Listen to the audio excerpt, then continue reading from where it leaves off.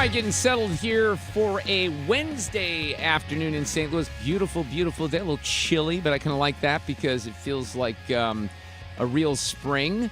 I survived the 5th grade field trip yesterday, so I'm back here in the saddle, and all went well. I was hoping to get a little bit more dirt on the kids and be able to tell a few more stories, but they were relatively well-behaved yesterday. Well, there were 30,000 people chaperoning. So this is what's funny. So the whole, just to recap, I mean, this may have been discussed more than the Iran war here the last week.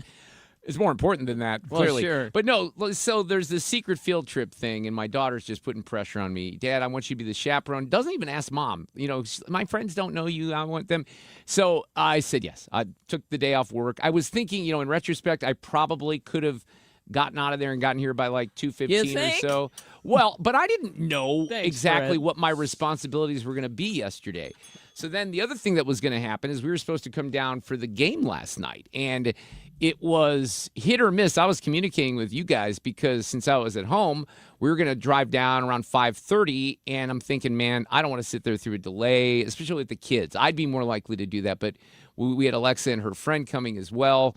So I was glad. It was funny because Ethan was communicating with me, and then I happened to look at my work email, and the Cardinals send all these releases out. And like 2 minutes after they sent the release out, they said that the game was canceled. And by the way, postponed, if you will. They're going to replay that one when it's 150 degrees on July 7th in a doubleheader, unfortunately. But I do think that they made the right call last night because I don't know about you guys, but we had a ton of rain where I was. Yeah. So, and it's good for the fans because you don't want to have fans coming down there. Not that there's a whole lot of them anyway, but I think they did pretty well the last, few games. I heard today, and that game's about to wrap up. It might have wrapped already. They did not do very well against the Brewers today. They were down 6-1 when I walked into the studio. 6-2 now. Oh, look at that, 6-2. So I don't know that this is going to be – it'll be a split series with the Brewers since we have no more because they're going to, wait till July to make up the game.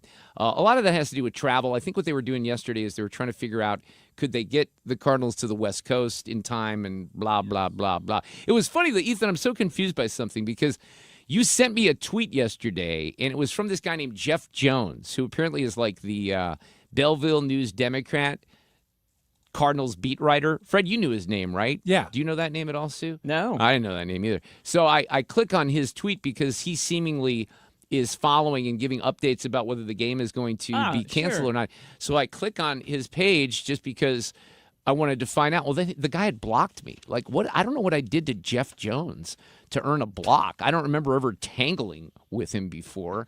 And I don't block people. I just mute them because it gives you this, if you block someone, it gives them the satisfaction that they got to you, right? Yeah. So I don't know if this guy, if I got to him at some point or if he's just another one of these lefty, crazy sports writers because most of them are. Like Ben Hockman, because he's a big wussy, he blocked me. But I know why he blocked me because he's a big wussy.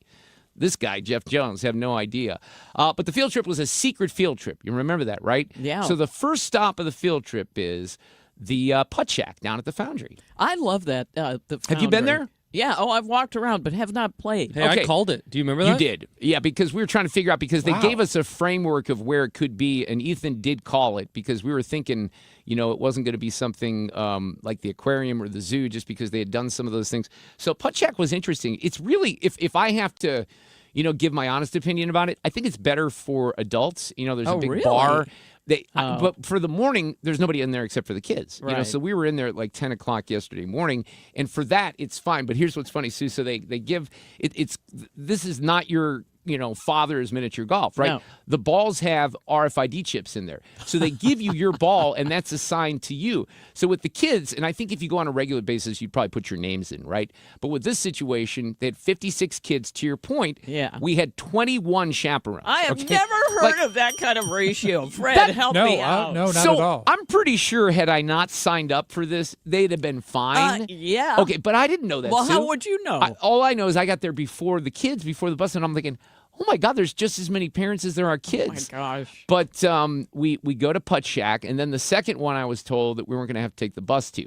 And that was just down the, right by, if you go right past City Winery there at the Foundry, it's called the Museum of Illusions, or Illusion. I did not know this existed. I didn't either. So it's kind of cool. There's lots of mirrors in there. There's optical illusions. There's things that, it's weird. I was telling someone this story yesterday. When I was in Spain a few years ago, we went to one of the fancy museums in Madrid, and there was a painting that we were looking at, and the tour guide said, okay, stare at this painting for a little bit, and then move down and look at it from a different angle, and it looked completely different. Yes, it was I love that kind of mind-blowing, right? So they have stuff in there. I'd say this is probably, because I was thinking of my grandson, it's probably better for kids that are maybe 5 and up, because you can get your hands on stuff, and there's an upside down room. Down room, rather. I had no idea that it existed, so that was kind of cool. That is cool. And then we went back to, how I say there's like literally a new community or municipality, if you will, that I hear every month that I've never heard of in St. Louis, right?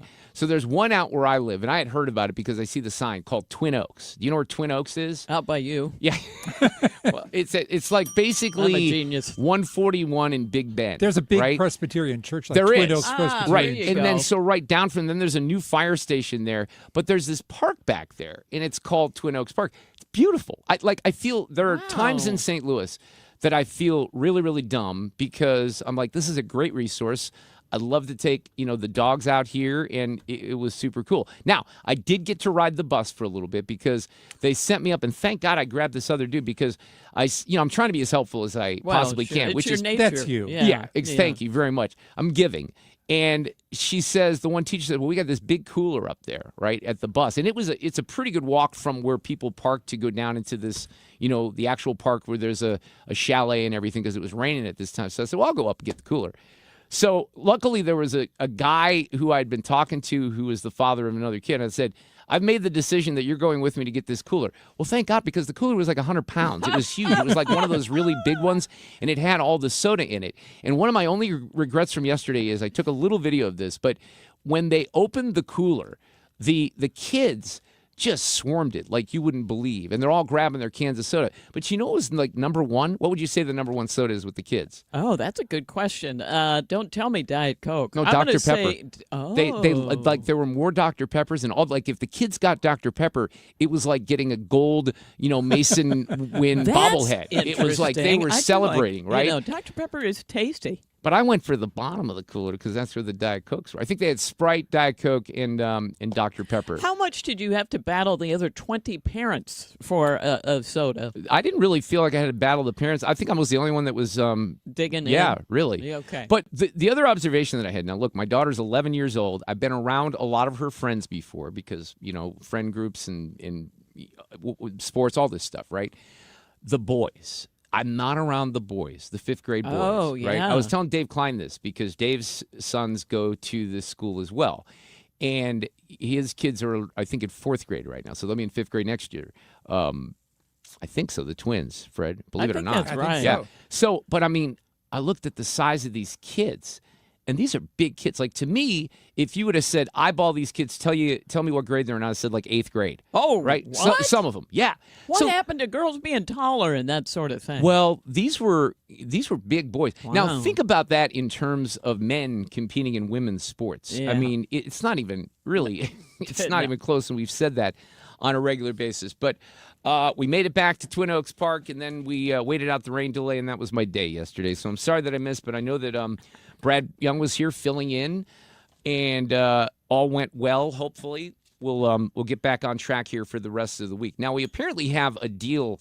What's going on with the deal in Iran, Fred? Because I'm hearing that there's a deal. There's a one-page plan out there that Iran is supposed to accept. So here's Peter Ducey on that. We've got the details of this 14-point plan, according to Axios. Under the banner, U.S. and Iran closing in on one-page memo to end the war. We've got these: a 5-year ban on nuclear enrichment, which would be less than the 20-year ban President Trump previously said he didn't like. There would be limits of 4% enrichment after that. There would be a ban on underground nuclear facilities, a vow to never seek a nuclear weapon, commitment to enhanced nuclear inspections, and an end to restrictions on travel through the Strait of Hormuz. President Trump, though, is telling the New York Post it's too soon right now to schedule a new round of in-person talks with Iran. So this is a very high-stakes game of telephone, still led by Steve Witkoff and Jared Kushner. And you know how they're going to react, Iran? Because they ain't going for it. So I don't even understand why we're talking about this, because there's no way that they're going for diplomacy in this particular situation. So the president was talking about Iran today. He had some sort of press availability a couple hours ago, didn't he? Yeah, well, the first one was with a bunch of military moms to celebrate Mother's Day.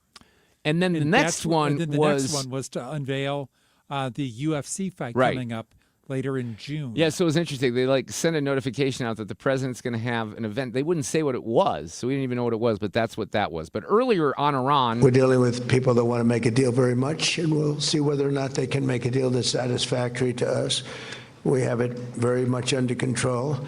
The blockade is unbelievable. The Navy's been incredible. The job they did is like a wall of steel. Nobody goes through. In particular, the Iranians, they're not getting anything through one way or the other, so they're out of business. And we'll see whether or not they are agreeing.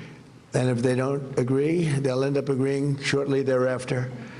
So that's the way it is. Well, and again, that sounds like, more military actions. So one of the questions that has come up here in the last couple of days is Iran abiding by the ceasefire? They've fired at U.S. ships several times in the last 24 hours. What do they need to do to violate the ceasefire? Well, you'll find out, because I'll let you know. They know what to do, and they know what to do. They know what not to do. They fired them in little boats with pea shooters. The Navy is comprised of, they call them little boats. They're all gone. And they're fast, but they're not fast like a missile. A missile is slightly faster. They're all gone. So that's the update from the White House earlier. Brian Kilmeade's on deck. You heard him this morning on 97.1 FM Talk. And, of course, he has his show One Nation Sunday nights at 9 p.m. St. Louis time on Fox. He'll join us, Lieutenant Colonel Alan Bullit Campbell, U.S. Air Force retired. Look, we have all these near misses. Fred, you told me there was another one yesterday, right? Yeah, at JFK Airport. Yeah, it's accumulating. And then we have the whole thing with Spirit Airlines as well. Have any of us in this room, maybe I asked this question on Monday. I've never been on Spirit. No, I haven't either. No, I have So not. I read an interesting piece. We'll kind of throw it out to Lieutenant Colonel Campbell and see, what he says about this, because the whole Spirit story actually and the way that things collapse is rather interesting. Our friend Alex Rich comes by in the next hour. We have Duane Patterson from hotair.com. And then one of the big stories today, and Sue, you might be highlighting this in Sue's news, is broadcasting icon and legend Ted Turner passed away at the age of 87. So we're going to take a look. We love this guy. Robert Thompson is this professor of pop culture at Syracuse University. Fred and I have known him for years, and he's like the guy that can so effectively sum up a career of someone like that. So he's going to join us at 5:30. Traffic from the 97.1 FM Talk Traffic Center. On the roads, well, let's see. There was an accident eastbound 70 before K. Watch for that in the right lane on the right shoulder. It's causing a bit of a delay. Westbound, though, it's just moderate volume out of downtown, a little bit at K. And we've got westbound 40 already pretty jammed. Kings Highway out past McCausland. In pockets out through 270 and moderate volume at Lake St. Louis Boulevard.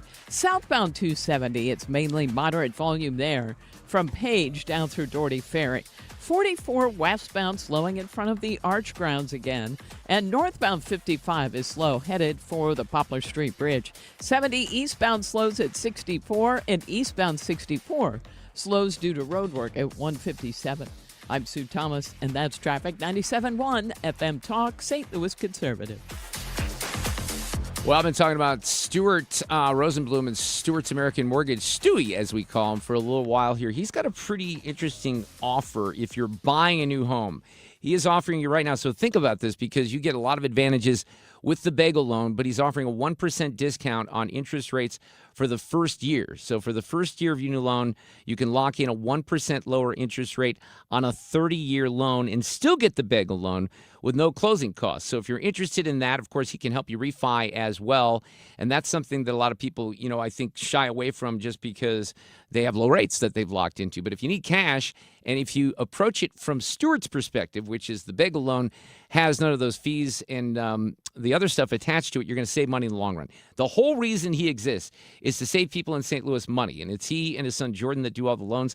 And again, take advantage. That is a great offer on a new purchase, because if you're afraid about the the pricing out there, if you get a 1% discount like Stewie's offering you right now, that's a great opportunity to take advantage of. So go to the website, or just call or Google the bagel loan rather, because that'll take you right to him. And we can give you a cell phone number as well. Stewart's American Mortgage. Make sure you get with him. Ask about the 1% discount today. This is Congressman Bob Onder. Americans demanded border security, and House Republicans delivered. According to the Department of Homeland Security, for 10 consecutive months, U.S. Customs and Border Protection has reported 0 illegal aliens released at the border. I'm proud to have worked with the Trump administration to secure our southern border and uphold our immigration laws, and will keep fighting to advance strong policies that protect Missourians and keep America safe. Paid for by official funds authorized by the House of Representatives. According to MasterCard, nearly half of small businesses have been a victim of a cyber attack. As cybercrime escalates, ThrottleNet is calling on businesses to strengthen their security posture by taking a free online IT security audit right from your desk. This 3-minute online assessment provides an immediate score to see security gaps and vulnerabilities in your network. For 26 years, ThrottleNet has supported your business IT everything right here in St. Louis. In fact, no client of ThrottleNet has ever paid a ransom. So visit throttlenet.com/971 to take the free assessment today. The summer heat and humidity will be here soon. Is your air conditioner ready?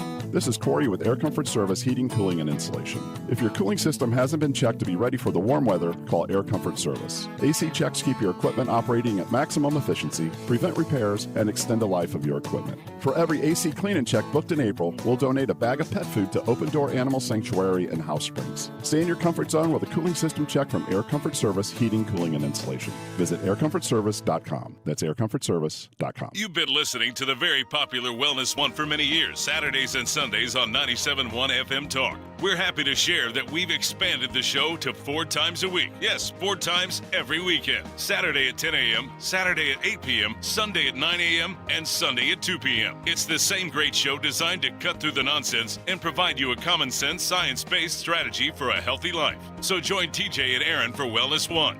Now 4 times a week on 97.1 FM Talk. You're listening to The Mark Reardon Show, 97.1 FM Talk, St. Louis Conservative.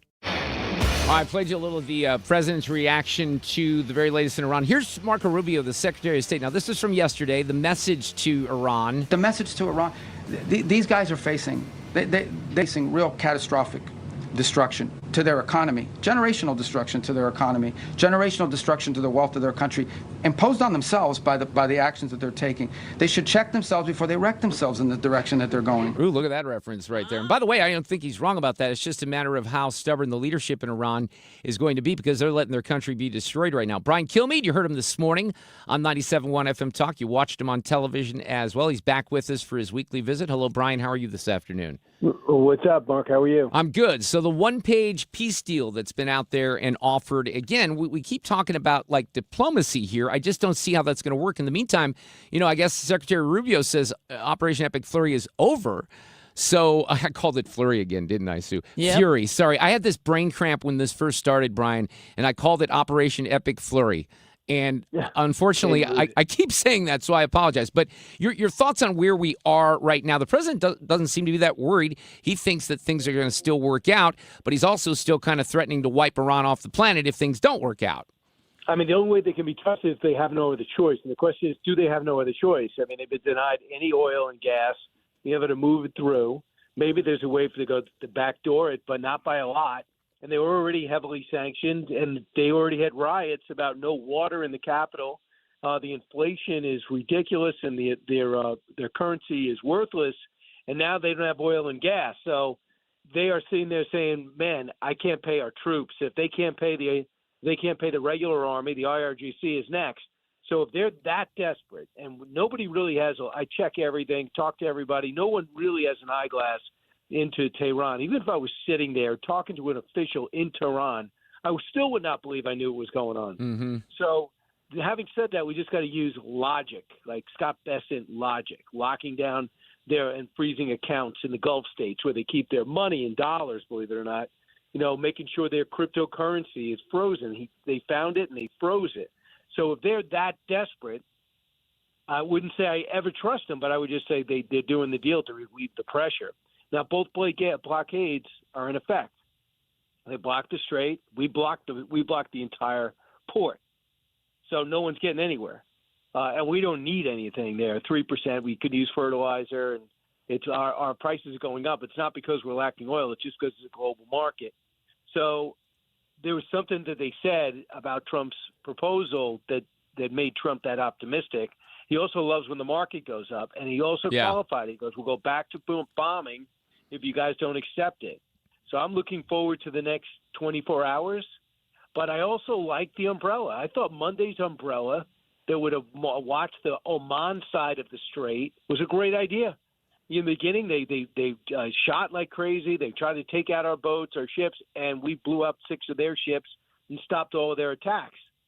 And the next day, they had basically leveled off. And then late last afternoon, yesterday afternoon, we hear, okay, on the request of the Pakistanis and the Iranians, we will leave the blockade, but we'll take up Operation Freedom. So having said that, they wouldn't hesitate to put it back on. For example, if this deal is even close to Obama's deal, the president couldn't do it. His ego wouldn't let him, and I don't think his party would let him. And it would be cataclysmic to his reputation. Well, I don't disagree with that. By the way, here's the president yesterday. Other presidents should have done this. 47 years they've been toying with these stupid people. That's not the way we play. No, we do it the old-fashioned way.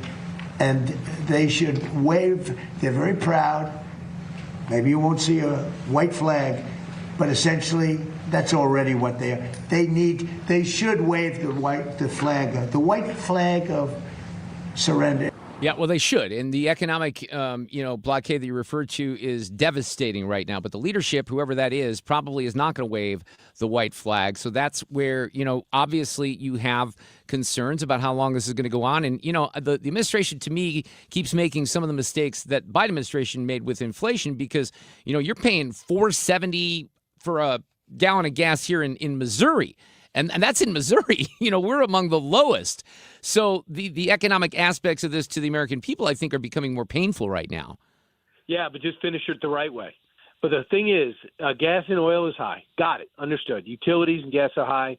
Working class people, paycheck to paycheck, which is, I think, let's say it's 45% of the country. Absolutely. And most people, hey, I'd rather keep that money to pay the trainer and the tennis team, or I like to keep it for my savings account. The people that can't afford it, I get it. But in the big picture, he's eliminating a national, international threat. It is costing us a lot of money just to have these massive fortresses only for one country. No longer bin Laden. We got ISIS, got it. But that's a terror group with special forces. Our massive buildup is really for one reason. It's Iran. Just like, for example, I always say we got to fight for Ukraine. If nothing else, if Ukraine falls, we're going to have to fortify Eastern Europe at a huge expense. So you might say, well, I don't want to waste any money. Well, to great fighters who just need to be armed. So I say look at the big picture and understand in 2 months gas prices go up, but the fundamentals are there for it to go down. Now with Biden, I wouldn't say it's going to go down because he already depleted our oil reserve, our strategic oil reserve. He made a deal with the devil and Maduro for them to pump their dirty oil into our refineries. And he didn't want to pump here. This president does. You see in the market, even prior to the announcement today, is going up because corporate earnings are going up. And what happens with that? People who invest in that with their 401k happen to be employees of that corporation, have any type of mutual fund. They're all benefiting from that. And those people are actually spending, so that helps private business. So all the fundamentals are there in a way I didn't think was possible. Yeah, no, I didn't either. I mean, the market in particular, the market's crazy right now. Yep, absolutely. What's coming up on Sunday night? Anything planned for the show on Sunday? That airs 9 p.m. Central Time here, One Nation. Yeah, Ben Shapiro is going to be on. We're going to have Byron Donalds is going to be on, and a guy I've been trying to get for the longest time, Harrison Greer is going to be on. Jameson Greer is going to be on. He is the trade representative who's getting ready to go to China and cut the deal of a lifetime. And he's also done all the trade deals leading up to this. What is our relations with all these people from Canada to the USMCA on down? I saw him at the correspondence dinner before the world went crazy. The shooting started, and he's coming on. So I'm looking forward to that. We've got Sage Steele will also be here, and Brett Baer will be joining me. So we're all lined up, and I'm just my whole life is pointing to one appearance, and that is coming up in November. I will be in St. Louis at the factory. The 21st, I think, that's a Saturday night. It's going to be great fun. We haven't seen you in a little bit more than a year, so we can't wait for that.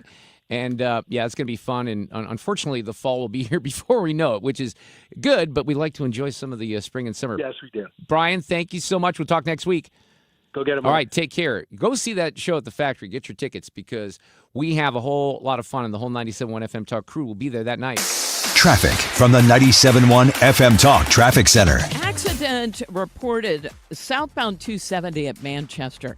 Now, this one is coming down as in the left lane. So if you are a southbound 270 driver, that's what's happening through there. And we do have a jam starting to build behind it. It looks pretty slow in both directions to me. But westbound on Manchester, we already had a delay at Lindemann and past there just as you head toward Ballas. It's a slow go. Now, westbound 64, that's Kings Highway out through McCausland. Slowing again, approaching N out through the 70 split. 70 westbound slow at Jennings Station Road, a little bit at the airport, a little bit at K. And on the Illinois side, eastbound 70 slows at 64, that due to road work. And 64 eastbound slows headed for 157, also due to road work. Westbound 44 slow in front of the Arch Grounds. This report brought to you by Point Within E Pest Control. I'm Sue Thomas. That's Traffic 97.1 FM Talk, St. Louis Conservative. Termites cause $5 billion in damage to homes and businesses in the U.S. every year. Call Point Pest Control now at 636-798-0023 and reclaim your space from unwanted pests. That's 636-798-0023. PointPestControl.com. The ACA Marketplace has announced significant increases on their monthly premiums for 2026, with deductibles over $10,000. You can enroll with Greg Hammond's Freedom of Choice plans now. You don't have to wait. One of their plans lets you use any doctor, has zero outpatient deductibles, and it's 30 to 60% lower costs than most Obamacare plans.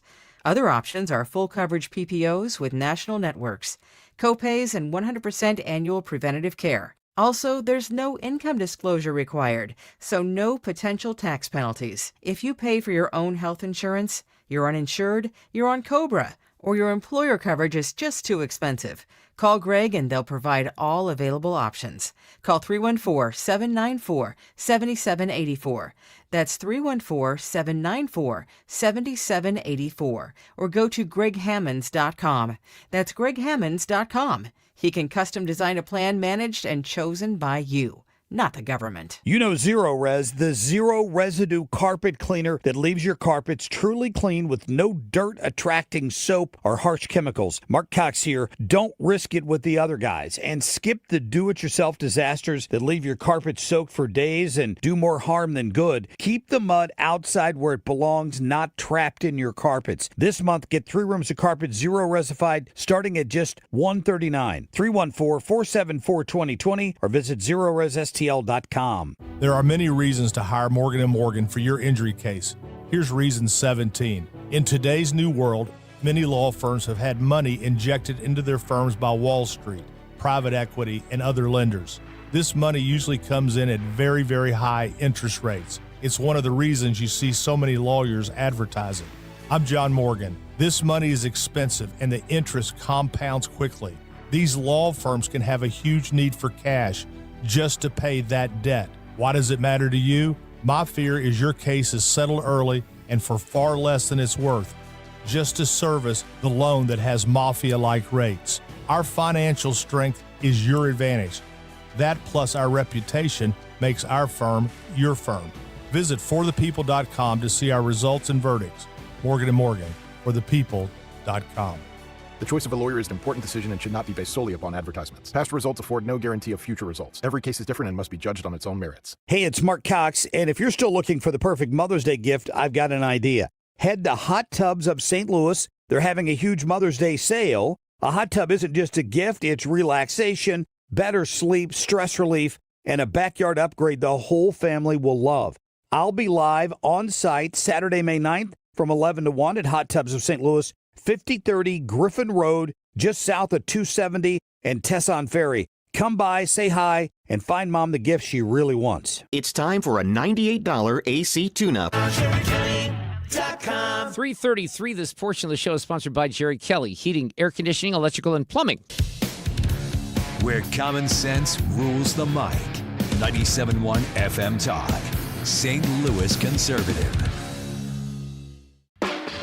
May have a little bit of Cardinals traffic moving on to downtown St. Louis. Sue's going to keep you updated on all of that. The Cardinals did not manage a win against the Brewers, so they ended up splitting the series since it's only a two-game series now, I think. I think that's right? Yeah. Yeah, right. So that was not a good game today. It wasn't. But look, they still are looking pretty good, and we can appreciate entertaining baseball in St. Louis, which is fun. You know, we have been talking the last 2 years, Sue, about a lot of close calls at airports. And now there was another one, two planes coming from within 500 feet of each other at JFK on Monday. Here's the audio of that. And then 5289, I'm not talking to him. He's 500 feet above you now, left to right, half a mile in front of us. And Tower Endeavor 5289, he just flew about 500 feet right over us, so it looks like he's taking a left turn now. Okay, that doesn't sound safe. And then you got this thing where the in New Jersey, this truck driver's driving along, and the landing gear comes out and hits the guy's truck. It's amazing that guy's okay, by the way. And then the pilots didn't really know that happened, I don't think. Did you get a report for what the issue was? I got different conflictions on the turnpike.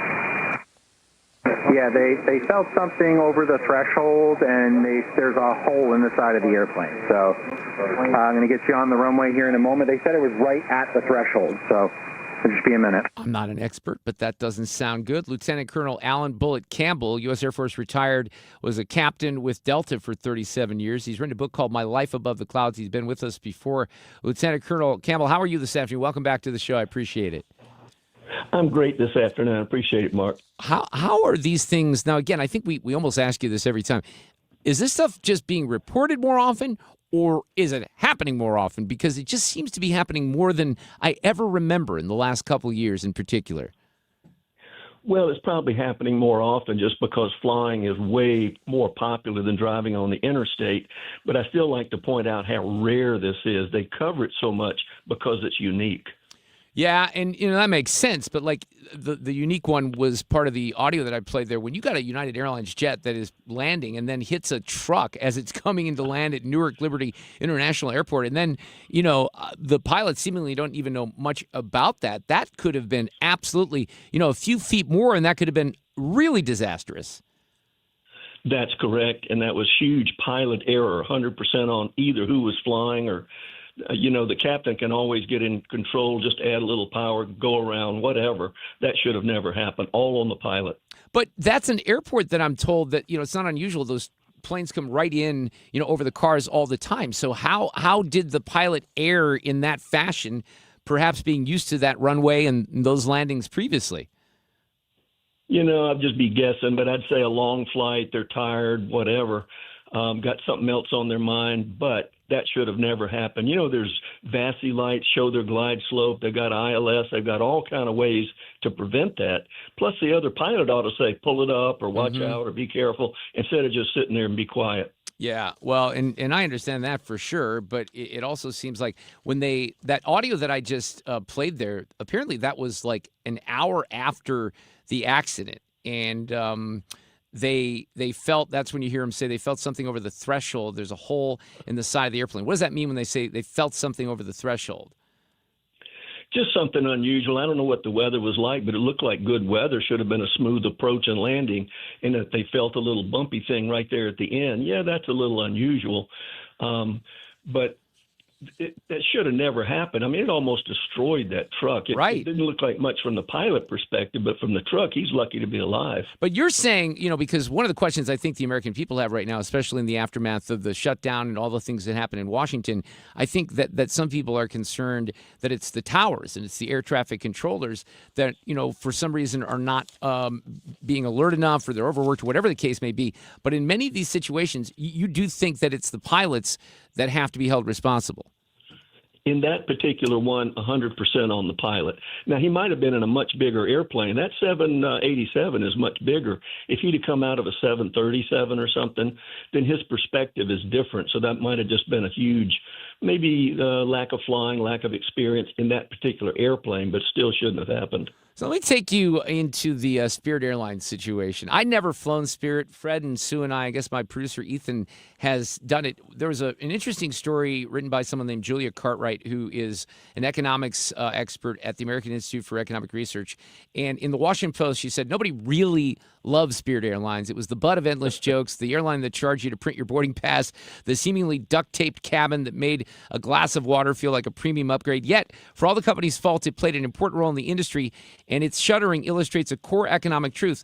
Dynamism depends on letting the markets do their work. So she kind of goes into, a bit of an autopsy here on what happened with their business model and, the way that the customers responded to that. But any thoughts on that just completely falling apart? Look, they had people that were going to the airport the other day thinking they were going to get home or go to vacation, and nope, it was over. That was it. Yeah, that was sudden, and that's a shame because I realize people that want to fly inexpensively, Spirit is the best. But if you think back on the Biden and Elizabeth Warren situation, they were going to merge with Frontier, and they said, oh, no, we don't need a merger. We need separates, blah, blah, blah. Right. And so they basically shut Spirit down, and that's what caused this. Yeah, and I guess the president seemingly they were trying to put some stuff together until the very end. But at this point, like, what happens to all the infrastructure? What happens to the airplanes and all that stuff? Well, the airplanes can be sold, and they'll use the space in the airport, 17,000 employees. But I'm sure a lot of the airlines will hire them because they're experienced, they're trained. Airlines kind of cover for each other. So I think there'll be a lot of plus and positive there. Frontier will accelerate because they've got a big gap now. They've got a lot of airports they need to go to. It'll be interesting. I have my first Southwest experience since they changed all the seating coming up here in a couple of weeks. So now I paid for, my seat that I wanted, and I hope it's all going to go smoothly. But I am a little nervous because I'm a Southwest fan, and I didn't mind the way that they did the seating and all that. But now I'm hearing it's not the same experience, Lieutenant Colonel, so we'll find out. Well, I didn't fly them very often, so it was very awkward for me to try to get involved in that because I was with Delta and, you had the normal seating. So I had to learn how to play that game. Yes. Fortunately, I didn't do it very often. I understand. Lieutenant Colonel Alan Bullit Campbell, thank you so much for joining us this afternoon with some updates on these stories. I appreciate it. My pleasure. All right, Thank take you. care. I want to go back. This Washington Post reporting here was really interesting because, one of the things that I never experienced this is that they really did, I guess, charge separately for everything from seat selection to carry-on bags, and that was kind of their thing. So what this report says is by stripping fares to the bare minimum, Spirit routinely undercut legacy carriers, at times offering base rates 30 to 50% lower on comparable routes. So that kind of forced Southwest and some of the competitors to go down, adjust a little bit. They called it the Spirit effect. And I guess the company, the way that she puts it, compelled incumbents to introduce basic economy tiers and restructure offers to compete for price-sensitive travelers. One Delta executive even referred to the company's basic economy option as the Spirit Match Fare. When Spirit exited a route, fares jumped 5 to 22%, which is interesting. Now, they also talked about, look, disruption doesn't guarantee durability. They struggled financially. They had their first Chapter 11 filing in November of 24. They had lost $2.5 billion since 2020. A second bankruptcy filed last August. And then as she kind of runs down the timeline, because we've heard some of this reporting here in the last few weeks, in 2022, JetBlue offered to acquire Spirit for $3.8 million. But as the previous guest mentioned, the Biden Justice Department sued to block that merger. A federal judge agreed, saying that the deal would harm cost-conscious travelers. Ironically, the Washington Post reporter says the antitrust action meant to protect budget travelers from higher fares eliminated the budget airline entirely. And then in the last couple of weeks, you heard kind of Trump talking about this a little bit. And I don't know how this would have worked out because I'm pretty sure that there were some folks that support Trump that wouldn't have been crazy about this because they were floating a $500 million bailout. Whoa. But negotiations collapsed on that, and then it was May 2nd that they ceased operations. 17,000 jobs gone. She kind of goes into some of the economics of this because, and this is kind of interesting when you look at it historically. She says that it's tempting to consider Spirit's demise as a failure requiring correction.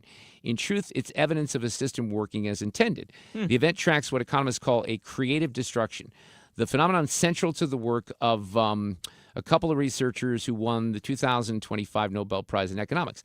Their central insight is that economic growth depends on the continuous cycle of innovation, transition, and relocation. So one example of this is, and look, we're going to have a lot of examples of this coming up, but she talks about the automobile industry.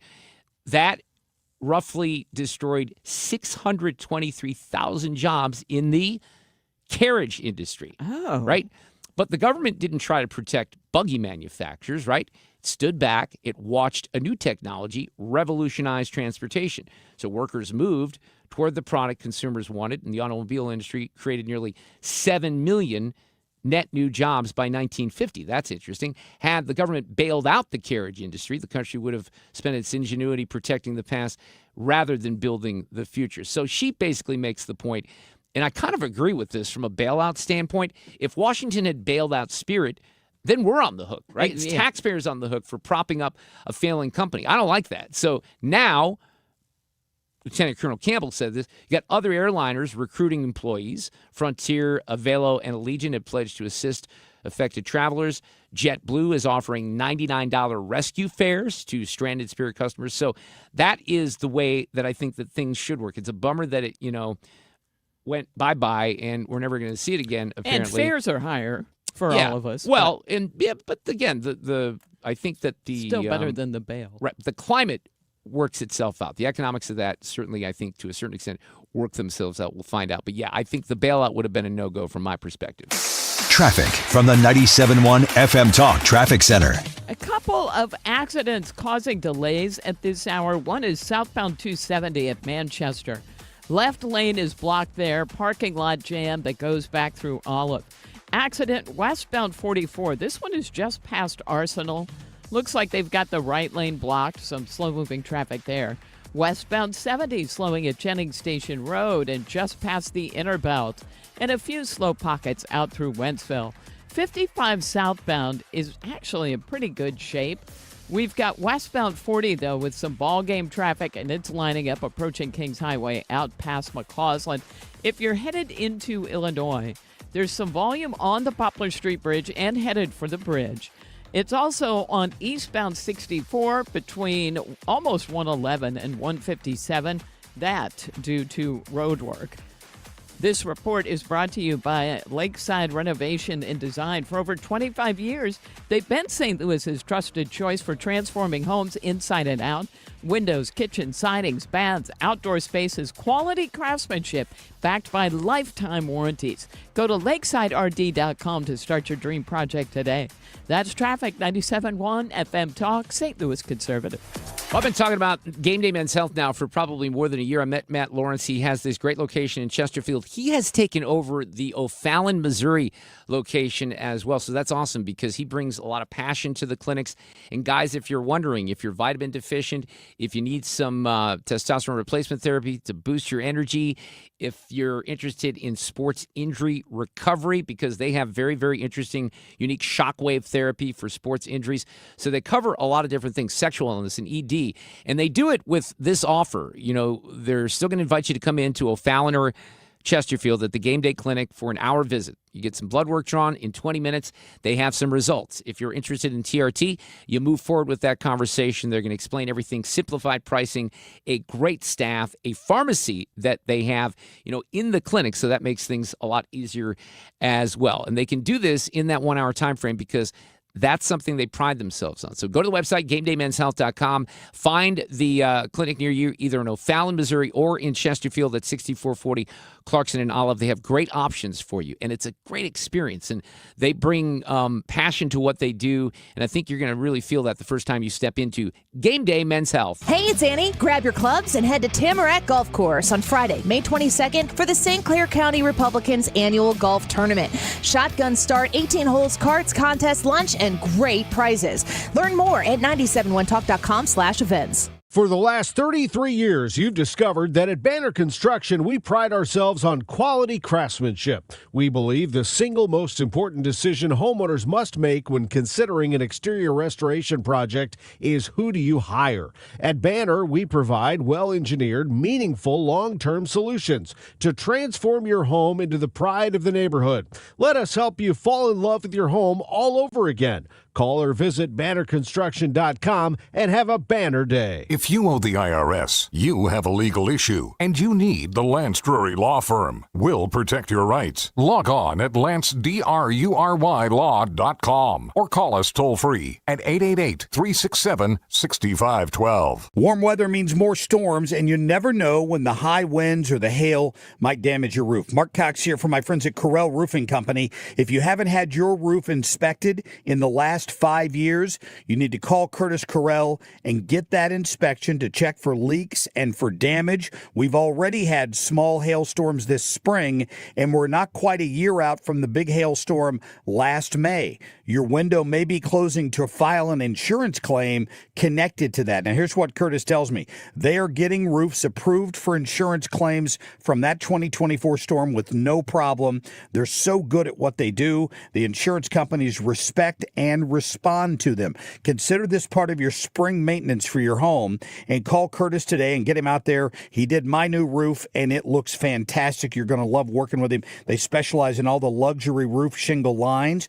Call 314-222-9529 or go online today to CorrellRoofingCo.com. Don't let tax refund worries hold you back. File now with TurboTax on Intuit Credit Karma. They'll find every credit and deduction to help you get every refund dollar you deserve, or your money back. Start filing today in the Credit Karma app. You're listening to The Mark Reardon Show on 97.1 FM Talk, St. Louis Conservative.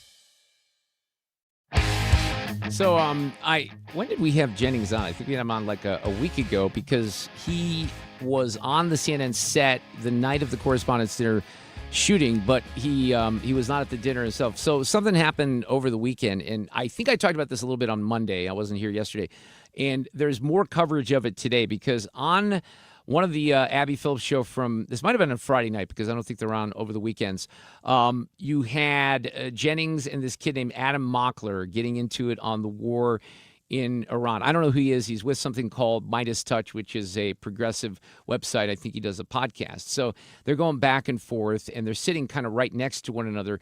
Mockler is gesturing with his hands. He's kind of pointing his hands toward Jennings' face, and Jennings kind of didn't like that very much, so we blooped it out. But this is on national television. He dropped the F-bomb, right? Starts with the letters IRA that we are currently failing, that is going to put us trillions and trillions of dollars more in debt. I was only a few years old while you were in the administration defending prior endless wars. Now this war is failing. 8 weeks is endless to you? Okay, you said it was going to be 4 to 6 weeks. You have the attention span of a gnat? Homie, I debated you on TV 4 to 6 weeks ago, and you said we were weeks away from it. Now you're making condescending remarks because you can't defend the fact that this war is not going your way. Wait, one more time. Not going your way. Name one political concession. Name one political. All right, so that's where it kind of got nasty there. He says, "Get your hand out of my face." And they went to a break, and I think they came back and things were cooler. But then this guy goes on his podcast and says this about Scott Jennings. When it comes to Scott Jennings, I sat with him at the same table, week after week after week, and then listened to him lie about the timelines of the war, not bound to any sort of facts or even decorum. He's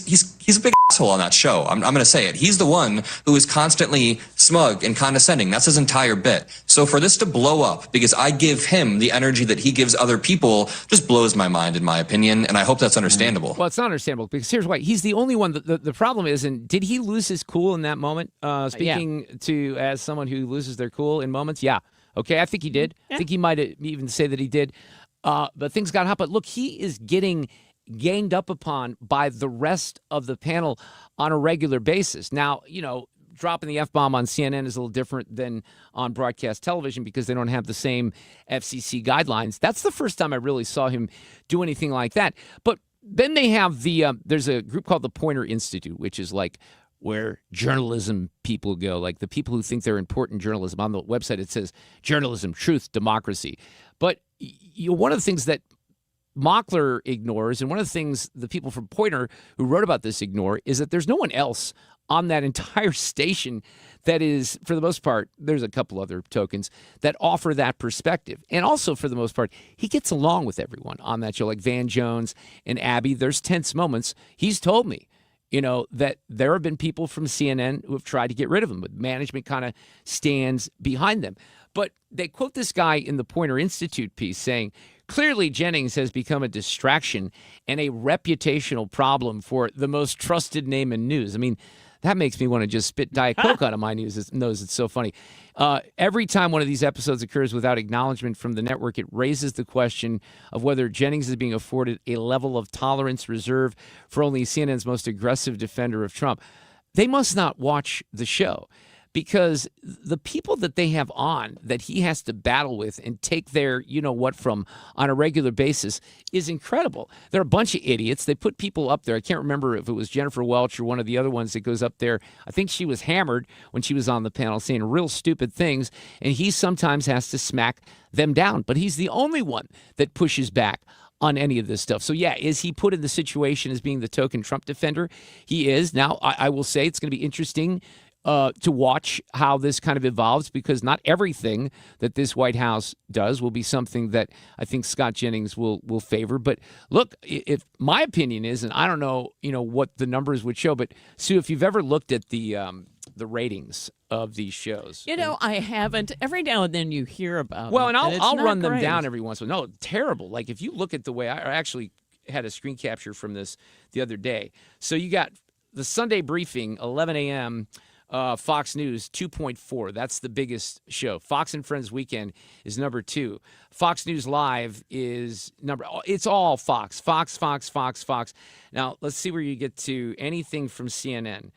Fareed Zakaria, 10 a.m., that's 19th. They ranked 20th with the State of the Union. Wow. Another Fareed Zakaria, but the CNN shows do awful.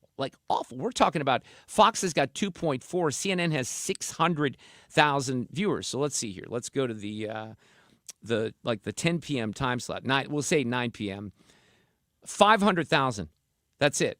That is a bad number for a cable news network that Ted Turner founded, who died today. Yeah. That's you have, and this doesn't probably happen anymore, but plenty of times you'd have numbers that big in big television markets, even like St. Louis. Now, the media is so split up you wouldn't have that anymore. But that's a really bad number for CNN. Traffic from the 97.1 FM Talk Traffic Center. The accident on southbound 270 at Manchester has been blocking the left lane, and traffic is really stacked up behind it. So if you're traveling on southbound 270 and you hit a jam that starts, it's back through Olive right now. That's what the problem is. Now, once you get south of the accident, things are much better. Westbound 70, we've got ball game traffic that let out, so a little bit slower in the city on 70 westbound that would normally be. And the same thing with 64. 64 is worse. It's lined up approaching Kings Highway on out through McCausland. Now, there was an accident westbound 44 past Arsenal in the right lane, so that left us with some slow-moving traffic. If you are westbound on 44 after the game, southbound 55 a little slow south of Arsenal. And there's a lineup on eastbound 40 headed for the Poplar. Not so bad on the bridge itself. But look for a slow go eastbound 64 at 255 and eastbound 70 at 64. I'm Sue Thomas with traffic on 97.1 FM Talk, St. Louis Conservative. When you're hiring, have you ever felt like you're missing out on meeting truly great candidates for your roles? It seems impossible to find them, but they have to be out there somewhere, right? Well, they're not hard to find when you know where to go, and that place is ZipRecruiter. And right now, you can try ZipRecruiter for free at ZipRecruiter.com/radio. ZipRecruiter helps 10 million people with their job search every day. And because these people are actively looking for jobs just like yours, it's easy to find the right person right away. In fact, 4 out of 5 employers who post on ZipRecruiter get a quality candidate within the first day. But if you're not using ZipRecruiter, you're missing out. So see what it's like when the impossible is easy. When you go to ZipRecruiter.com/radio right now to try ZipRecruiter for free. Once again, that's ZipRecruiter.com/radio. ZipRecruiter.com/radio. Never miss out on great candidates with ZipRecruiter. License number GL250000615. Hey, it's good to hear you. Hey, Dad, isn't it good to see ya? Yep, but with smoke alarms, we need to hear them. If one alarm is downstairs, you might not hear it upstairs. At school, everyone hears the fire alarm. That's why we install hardwired smoke alarms that all go off together, just like school. Smoke alarms done the right way. Green is always grasser at grasserhomeservices.com. Springtime in St. Louis, and if you hate to paint, do what your neighbor Mr. Rob Miller from Harvesttown Auto Body in St. Peters did. He called Rhino Shield. Rob, what was the thought process for going with Rhino Shield as a business owner? My family's business is over 10,000 square feet, and it did not have the curb appeal I wanted. Rob, tell everyone how the experience was with Rhino Shield from start to finish. The process that I liked was when you came out, you gave me all of these options that would fit my building. Our building was really faded. I don't want to have to paint my building again. 25 years is a long time to not have to worry about the outside maintenance of your building as far as paint. That's a no-brainer. That's why Rhino Shield worked for me. Are your neighbors jealous? I would be if I was them. Thanks, Rob. Now it's time to call 877-25-RHINO. 877-25-RHINO or 877-25rhino.com. Genius. No paint, don't Rhino. Go Rhino Shield. Never paint your house again. Rhino Shield. How about all text? You focus on the road. As a passenger, you have the power to prevent an accident. There are 1,000 ways to stop a distracted driver. Choose one.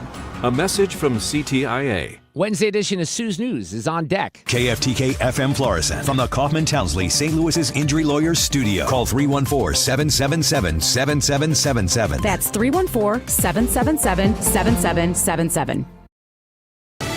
President Trump is signaling progress on Lisa Brady, Fox News, in efforts to end the conflict with Iran. The president says really good talks with Iran over the past 24 hours could secure a peace agreement. Iran cannot have a nuclear weapon, and they won't. And they've agreed to that, among other things. Reports indicate an emerging deal would cap Iran's nuclear program, reopen the Strait of Hormuz, and end a U.S. naval blockade. And while President Trump says he has not set a deadline for Iran, he did warn in a social media post if there is no agreement, the bombing starts at a much higher level and intensity than it was before. Fox's Jared Halpern at the White House. A member of the Trump cabinet, Commerce Secretary Howard Lutnick, goes behind closed doors with the House committee, answering questions about his ties to the late sex offender Jeffrey Epstein. Lutnick and Epstein were neighbors for years.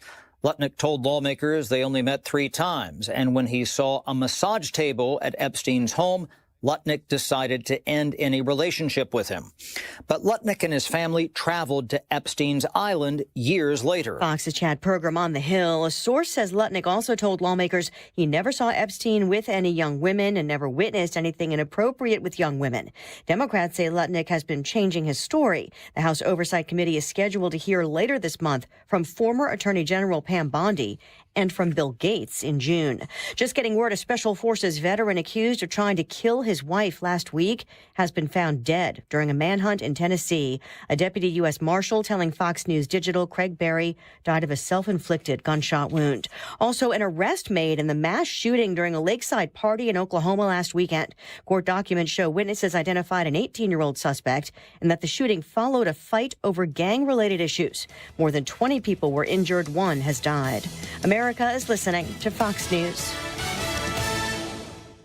This is a special alert to all Americans who own a vehicle with less than 200,000 miles with an auto warranty about to expire or with no warranty coverage at all. Due to a decline in the economy, CarShield is announcing a low-cost month-to-month vehicle protection plan that is now available to the public to save any driver out-of-pocket expenses on future auto repairs. Call now to find out how you can pay almost nothing for covered auto repairs. Yes, you heard that correctly. Pay almost nothing for covered auto repairs. An open phone line has been established for all drivers to call for a free quick quote. Call 800-983-2077 now. Drivers who are covered will not have to pay for covered repairs again. This protection plan is at an all-time low. Additionally, drivers who activate this vehicle protection today will also receive free roadside assistance, free towing, and car rental options at no additional cost. Call us for your free quick quote today. 800-983-2077. That's 800-983-2077. What do you have to lose? Call 800-983-2077. Again, 800-983-2077. Air Comfort Service, heating, cooling, and insulation.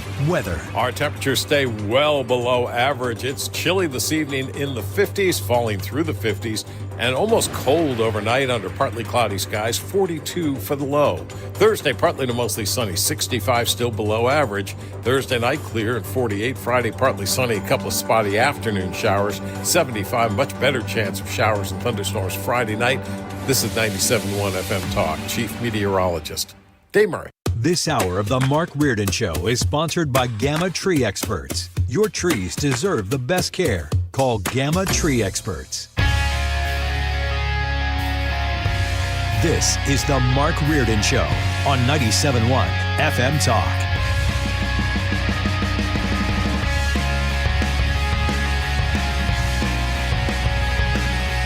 Hey, look who is visiting us in the studio with Ethan, Fred, and Sue. It's our friend Alex Rich. How are you? We're doing. We are doing. Good to hear. You weren't down at the ballpark today, were you? I was not. You know, a lot of people thought I was. I don't know why. I think maybe just people just say, hey, I'm going to the Cardinal game. They just assume I'm going to be there. Well, you're there a lot, and you're performing there a lot on the Budweiser Terrace. That's where you are, right? I sure am. Now, wait, did you tell me earlier today that last year you sang the national anthem at the soccer stadium, I think, I did, yeah. And I guess they approved because I'm doing it again in 2 weeks. Nice. Yeah, the quarterfinal, the Open Cup game against Houston, I believe, on May 19th. That's a big deal. Doing the national anthem. That's what I hear because, I don't think we've gotten this far before. Right? Oh, no, that's true. I have no idea what's going on. I know it's like this. It's this in-season tournament thing, right? It's an in-season tournament. Right. And, we haven't been winning many regular season games, so it's good that we're on a roll. Yeah. But in this when we it comes are. to the U.S. Open, yeah. Okay. And they did win. They did win when I sang it last year. So I maybe think that's qualification. why. Yeah, I think that's the good luck. So we played the audio after you did. I thought it was very good. You did, a little unique version of it, but it wasn't off the rails where it sounded weird or anything like that. Do you present it the exact same way? You mix it up a little bit on this second go. No, you know what? I think I go with the same. I think so too. Right? Yeah. It's not like I'm overdone at this point with the anthem. It's the anthem. It's people say it's like one of the hardest songs to sing. Right? It is. I think I found a key that I like. I found the rhythm that I like to do it in.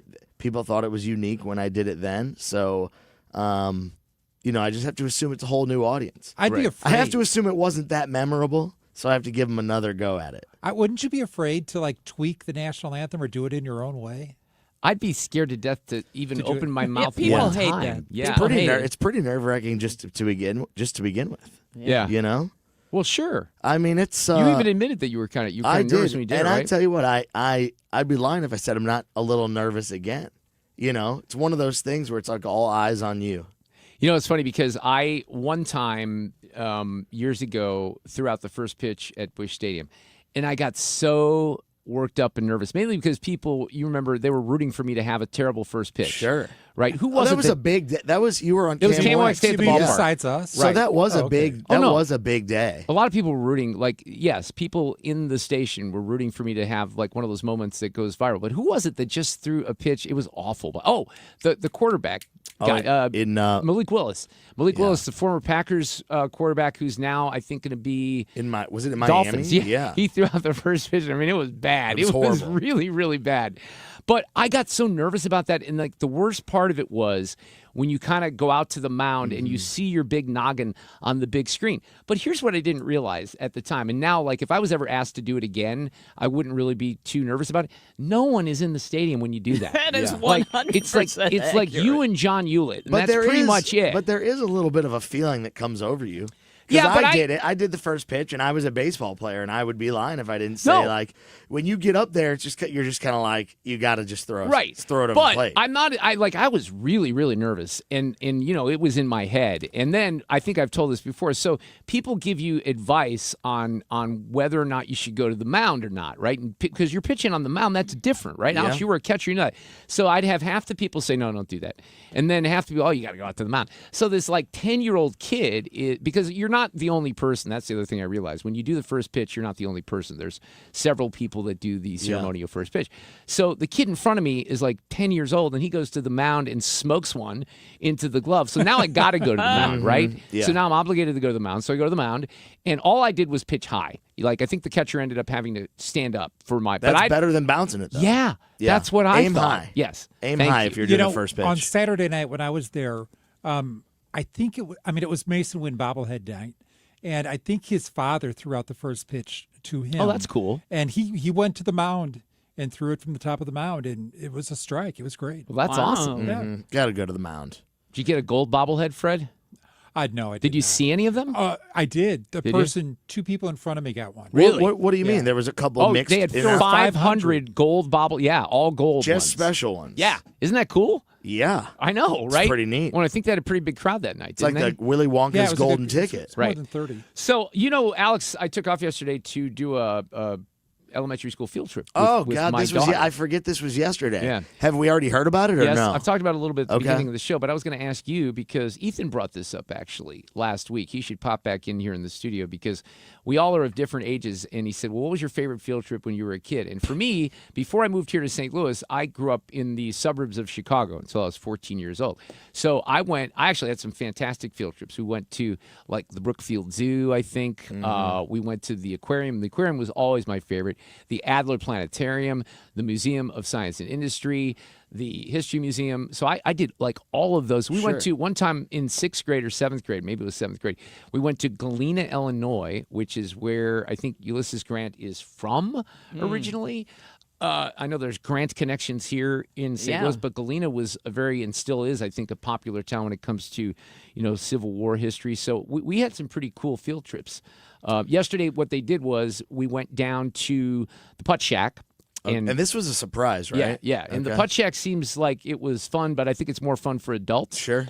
And then we went to the Museum of Illusions. Have you done that before? I have. That place is pretty cool. It's pretty neat. Yeah. That was the whole field trip. Did you do lunch We at did the Foundry lunch area? No, we went. We didn't want the kids to get shot or anything like that, so we just took them back into the burbs, Twin Oaks Park, back near where the school is a little bit in the western suburbs. Sure. But successful. I managed to not use How were any you? profanity around the kids. No, it was Were good. you a hit? Do you no, think listen to how many people. All right, Do you so think the tell kids him. left there Tell thinking him. that Mark? This is kind of Reardon's a good ridiculous. dude. Okay, so listen. It's not even kind of. 56 kids. 56 kids. All right. How many chaperones for 56 kids? I'm gonna say there was probably 5. 21. What? We basically had 2.5 kids a chaperone, right? It's I ridiculous. thought the ratio was like 10 kids to Of 1 adult or course. something, right? I was 21. shocked. So he had to be there. 21. So really, it was like more. Sue, you're acting like I did this as a way to get out of work. I offered Brad Young to switch out. I said, dude, I'll work if you go to the field trip. I just think it's funny that your daughter convinced you when there were 21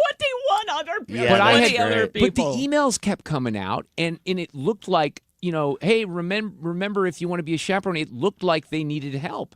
So I signed up, but it was still How many buses? Couple buses? They had 2 or buses, but I three? couldn't ride the bus. And then all couldn't the ride the 21 bus. adults are riding around in their cars. Right. We were told like at 9 o'clock where to be, and then we had to be at Oh, that the adults point. didn't even ride the bus? No. This is a complete something. I cheated I a was- little, though. I was left speechless just now. Wait, wait, because wait. I Thank was you, like, thank you, right. thank what do we? you. What? When we get to the park for lunch, no, seriously, when we get to the park for lunch, the bus was back where the cooler was in this van, right? So this lady who was the bus driver was very nice, said, look, put the cooler, because it was a really big cooler, put it on the bus, and I'll drive you down here. It's like 100 yards. But it saved us carrying it for the length of Sure. the football field. So it was an interesting experience. All the kids had a good time. They certainly didn't want to go back to school. You that's weren't for on the sure. bus. What's that movie where you weren't on the bus eating all the school? It's Billy Madison, isn't it? Oh. Yeah, you the weren't on the teachers- bus eating all the lunches. No, just the teachers are on the Okay. on the buses. I Yum. think that makes it less. I was a lot more excited to hear about your bus ride. I know, me too. I Yes. was. I would have had better truly stories was. from that. All right, so Yeah. do you have a favorite field trip, Sue? The only one I remember was in 6th grade when they took us to a, no kidding, what do you call it, where people are, a cemetery. Oh, what? Yes, and we had to rub graves, and I remember one that said, like, I told you I was sick. I mean, and then like years of people were passed away from here to here. And this is in Kirkwood. I have no idea why, but this is what I remember. So they're trying to traumatize you is basically what you're saying. It's just so weird. How does that make any sense? I don't know. It's an And that's interesting why field I trip. think it sticks in my mind because Right. it didn't make any sense. Yeah. And that's a what little I weird. I'm remember. going to tell you, that one's a little weird. Fred, you got one? You know, two of them, I think. I think the Gateway Arch was always a good one to do. That's nice. And we did Merrimack Caverns once. Yeah, Lex So has that was a done lot that, of and fun. she really liked that Yeah. a lot, too. That's a good one. That's a far. I mean, Yeah, that's it's a down to 44, yeah. right? Wow. I don't remember a ton of them, but I will say I think I always liked going to the old courthouse for some reason. Yeah, I that's thought that was cool. cool. It's a But cool there was building. one, I don't know that it counts as a field trip, but it was a school trip. We went to Disney World, and it was like a 5th grade trip for science. And you got to do like all the behind the scenes like science type things where we rode like what's the one? Space Mountain. Mm-hmm. We rode Space Mountain with the lights on. Oh. Do you know how fast that roller coaster actually goes? No. 18 miles per hour. But when you're in the dark with the lights off, the lights are shooting past you. Yeah. Seems That's faster. science. Yeah, That it makes it look go. at that. So It's kind of like the Museum of it was- Illusion. exactly. But it was it was kind of lame with the light. It goes slow. That's interesting. But that was a cool field trip. I would count it Ethan, as. who's just out of high school, basically, can you remember of your favorite, any of your favorite? I guess most field trips though are like in elementary school and junior high. They don't do they have field trips in high school? Maybe they do. I don't know. I have no idea. Maybe for like clubs. Yeah, maybe, more of a but club. not for like. I know when I was in Greece and Spain, there were a lot of kids going to museums and stuff like that were high school kids. So we probably do that. But do you have one that sticks out? In 3rd grade, we did a St. Louis Day where we went up into the Gateway Arch, and then after we went to the old courthouse, and we did a mock draft where the entire class had these books that they're reading a script, right? And everyone has there's a judge and there's jury, and I just happened to be the defendant, and everything was, you read along except for one thing. The jury got to vote if you were innocent or not. And we practiced this in class multiple times, and every time they voted me guilty. Really? Yeah, But I ended up being innocent in court, and that's maybe why I'm here today. Did you testify on your own behalf? Whatever the script said. It's quite a memory. That's quite a memory. I gotta tell you, vivid memory of that. Ethan, man. you said you participated in a mock draft. I You showed your trial, sports mock there. trial. I heard him say that, but I kind of figured it out. Congratulations. He was guilty. He's got the NFL on his mind. We're coming back. We got Sue's News on a Wednesday up next. Traffic from the 97.1 FM Talk Traffic Center. First of all, Alex, they say online it looks like you're not wearing a shirt. That color right? has That's what blended it looks in. like? Yeah, I'm so I going. just wanted to it's- mention the that. Met Oh, I'd have to Gala look was at earlier that. this week, so I figured I'd just go no shirt underneath the. It's more of a skin-colored shirt. It I kind of suppose. is. Westbound 70, by the way, we've got ball game traffic still. And westbound 70 is slow out of downtown, just moderate volume in pockets out through Wentzville. 64, that's a slow go, approaching Kings Highway in pockets out through 270. And then out west, Winghaven out through the 70 split. Now, there was an accident on southbound 270, and this one was really close to Manchester, kind of just before that. And they've been blocking the left lane and still are, so we have a huge jam behind it. Parking lot jam back north of Olive. Southbound 141 is slow at 64, and it's also slow at 44. But there was an accident, too, westbound 44 at Arsenal. So it's a slow go that way, and southbound 55 headed down through the construction zone. Now, if you're headed into Illinois, there's slow-moving traffic headed for the Poplar. Not bad on the bridge, but it's slow on the Stan Musial Veterans Memorial Bridge. I'm Sue Thomas, and that's traffic. 97.1 FM Talk, St. Louis Conservative. I want to guide you into some expert legal help with Susan L. Ward, who is a family practice attorney here in the St. Louis area. And she's been doing it for a couple of decades, and she's great at what she does. And it's a tough area of the law. It really is. I mean, I went through this nearly 23, 24 years ago, and you can still kind of remember the sting. You get very angry. I've always kind of regretted that I went with someone who did not have experience because I didn't really know what I was doing. Now, it may be the first time you're ever hiring a lawyer. You just never know in a situation like this. You need someone that has experience, that's on your side, that's going to advocate for you. My kids were very young. If you have kids, that's really, really important. And then she also can handle anything in the aftermath of divorce, post-divorce modifications, etc., things along those lines. They handle domestic violence cases and anything. And they have a beautiful office in De Pere at Manchester and 270, and they'd love to hear from you. If you have anything related to family law, they can help you here in St. Louis in the best ways possible. 314-783-9400, the website stlfamilylaw.com. This is Congressman Bob Onder. Americans demanded border security, and House Republicans delivered. According to the Department of Homeland Security, for 10 consecutive months, U.S. Customs and Border Protection has reported 0 illegal aliens released at the border. I'm proud to have worked with the Trump administration to secure our southern border and uphold our immigration laws, and will keep fighting to advance strong policies that protect Missourians and keep America safe. Paid for by official funds authorized by the House of Representatives. With summer here and the kids home full time, your garage door will see a lot more use. Do it a favor with annual maintenance from Overhead Door Company of St. Louis. The 26-point tune-up is one price for up to 3 garage doors and openers. Get them all done. Trusted in St. Louis for 100 years. Always look for the genuine, the original Red Ribbon of Overhead Door Company of St. Louis. Since 1926, they're never going to steer you wrong.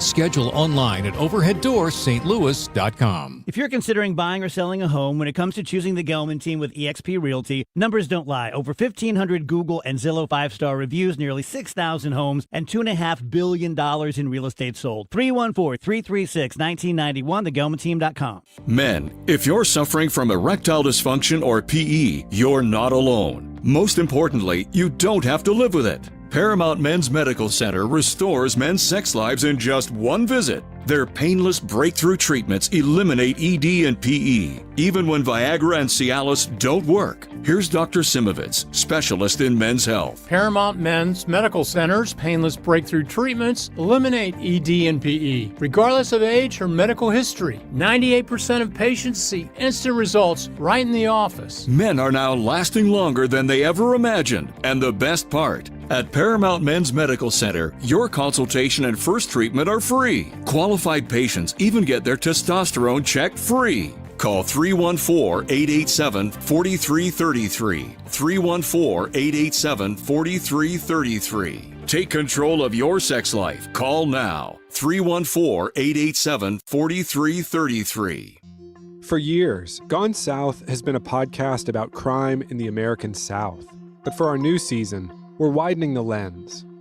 Through deeply reported, narrative-driven stories, we're digging into the myths, scandals, and power structures that still shape the South, and, in a lot of ways, the country itself. Follow and listen to Gone South Season 5, an Odyssey podcast, available now on Apple Podcasts, Spotify, or wherever you get your shows. The Mark Reardon Show, 97.1 FM Talk, St. Louis Conservative. We're going to get caught up with all things political with Duane Patterson from HotAir.com. He hosts the Duane's World podcast. He's coming up after 5 o'clock this evening. A little bit later in the show, Robert Thompson. Ted Turner died. Sue might mention that here in Sue's News. And, I mean, I read his bio today and some of the things that I'd even forgotten that he had done over the course of his life. It's a lot. It is a lot. It really is. And then he got a terrible childhood because his dad was abusive. But he also, like, in one of the references that I saw, he had said something about, praising the pilots of 9/11. So there's some weird stuff there as well. But we'll get into that after 5. These allegations are deeply concerning. Does the president have any comment? We're not going to comment. It's not clear messaging. No. And now, Sue's News. Brought to you by Sue. Well, on this day in history, it was 89 years ago in 1937 when the Hindenburg disaster occurred. And it was in New Jersey. So as this thing flew over the Lakehurst Naval Air Station, it was hydrogen-filled. It was that German blimp called the Hindenburg. It crashed and burned, killing 36 people. But this is where, which is terrible, of course, but this is where the phrase, "Oh, the humanity" comes from. The radio announcer on the scene yelled, "Oh, the humanity," and it went on to become one of the most famous quotes in American history. Wow. Have you ever heard that? The broadcast of that? It's amazing. Oh, yeah. Well, perhaps I should have pulled that, but I did not. It also, of course, came on WKRP when they threw turkeys out of the helicopter. Oh, the humanity. Mark, have you ever ridden in a blimp? Seems like something maybe you would have done. That's a great question. I never have. I don't think it's for me. Why not? I think it'd be kind of cool. I guess they're not Just like a filled with big hydrogen helium anymore, balloon. right? Yeah, I It's don't know. It's like a hot air balloon to a certain Now, extent. you've done a hot air balloon. A couple right? times. Okay, have you done a hot air I balloon? have Alex? not. It makes me a little nervous. Have you jumped from an airplane? I wouldn't do that. Okay, so I got a serious not for offer me. from a friend of mine right now trying to really get me to jump out of a plane.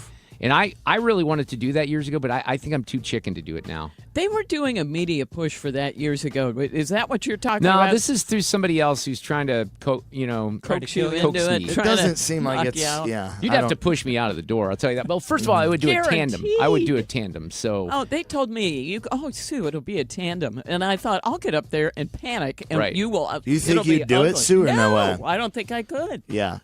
I don't think I could. On this day in history, 72 years ago in 1954, at a track meet in Oxford, England, a medical student named Roger Bannister became the first man to break the 4-minute mile. Now, listen, in these days, this was considered a miraculous human feat, and it was a huge, huge deal. Guess what the current world record is for running a mile? Well, that was what? To break how much? 4 minutes. He To break broke 4 minutes. 4 minutes in 1954. 3 let's minutes and 15 seconds. 3:30. I'm gonna say $1, Sue. Excellent Yes, choice. actually, no. The current one is 3 minutes 43 seconds. Can It was you set by a imagine? guy in Morocco. That is so fast. At what?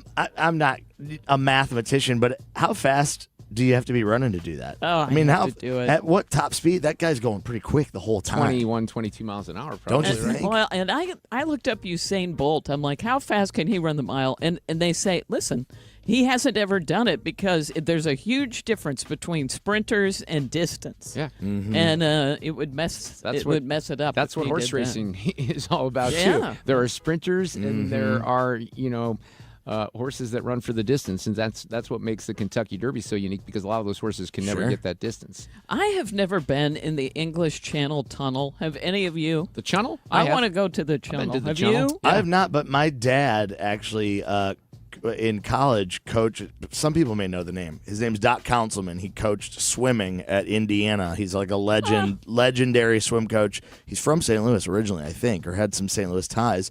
My dad coached with him at IU, and he was one of the, I believe, first people to swim across the English Channel. Wow.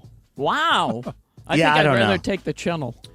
Now, We ran across this it's the movie. same thing, right? Becky and Alexa ran across this movie about this true story, this young girl that swam across. I think she was the first female to do that. It was actually a really Nuts. interesting movie. But yeah, the Channel was kind of just getting yourself from England to France quicker. That's what I remember. It's 32 years old today. It was in 1994 that the English Channel Tunnel, the Channel, officially opened. It's the world's longest undersea tunnel. 23 miles of track at an average depth of 150 feet below sea level. Was it fun, or is it just like any I other don't train? have much. Nothing? I don't have much, recollection outside of it was just getting us quicker to France. And I remember seeing like the cliffs of Dover at one point, and then that's I don't cool. know. What year was it? 1994. Wow. Mm-hmm. I know. And that would have been on that. Let me tell you, I would have been on that thing just a couple of years after that, I think. Yeah, you probably were. I mean, 94 is not that long ago, I think, and then I hear stories like this. All right, yes, we talked about Ted Turner passing away.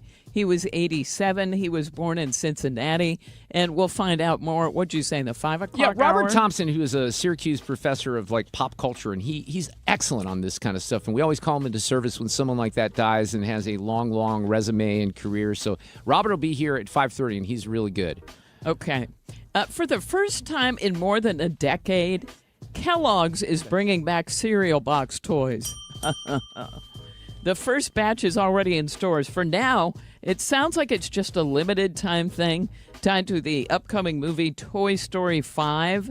The toys are in special boxes and a lot of cereals: Fruit Loops, Frosted Flakes, Corn Pops, Apple Jacks, Frosted Mini Wheats, Rice Krispies, Corn Flakes, a whole bunch of them. So there are Toy Story figures along with collectible spoons. And trading cards and movie ticket promotions. Now, look, let's face it. When we were kids, that was a big deal. It was. I can still remember the cereal box record that you would cut out, and it was a cardboard record, and it would still wow, and it would still play like the Archies. Or yeah. It would really play. Really? Wow, that's cool. Wow, that seems like technology, like before technology. Yes, right. It does. We would beg Mom. You did buy based on what the prize was. Oh, you know what? Do I have music? Because I forgot about this story. I think so, yeah. Okay. Yeah. The Rolling Stones are releasing their 25th album. It's called Foreign Tongues on July 10th. And it includes Charlie Watts, one of his final recording sessions. He passed away in 2021. It's funny because a lot of bands, they lose their relevance and they continue to put out music that's not very good, but the Stones have really put out some great stuff in the past 5 years. It's also going to have Paul McCartney, Steve Winwood, The Cure's Robert Smith, Chad Smith, the Red Hot Chili Peppers. Drummer for the Chili Peppers looks like Will Might Ferrell. Might be good. All right, comes out in July, but this is a preview. I like it. I'm very curious about that. That's good. And finally, in Sue's News, we have today's random fact.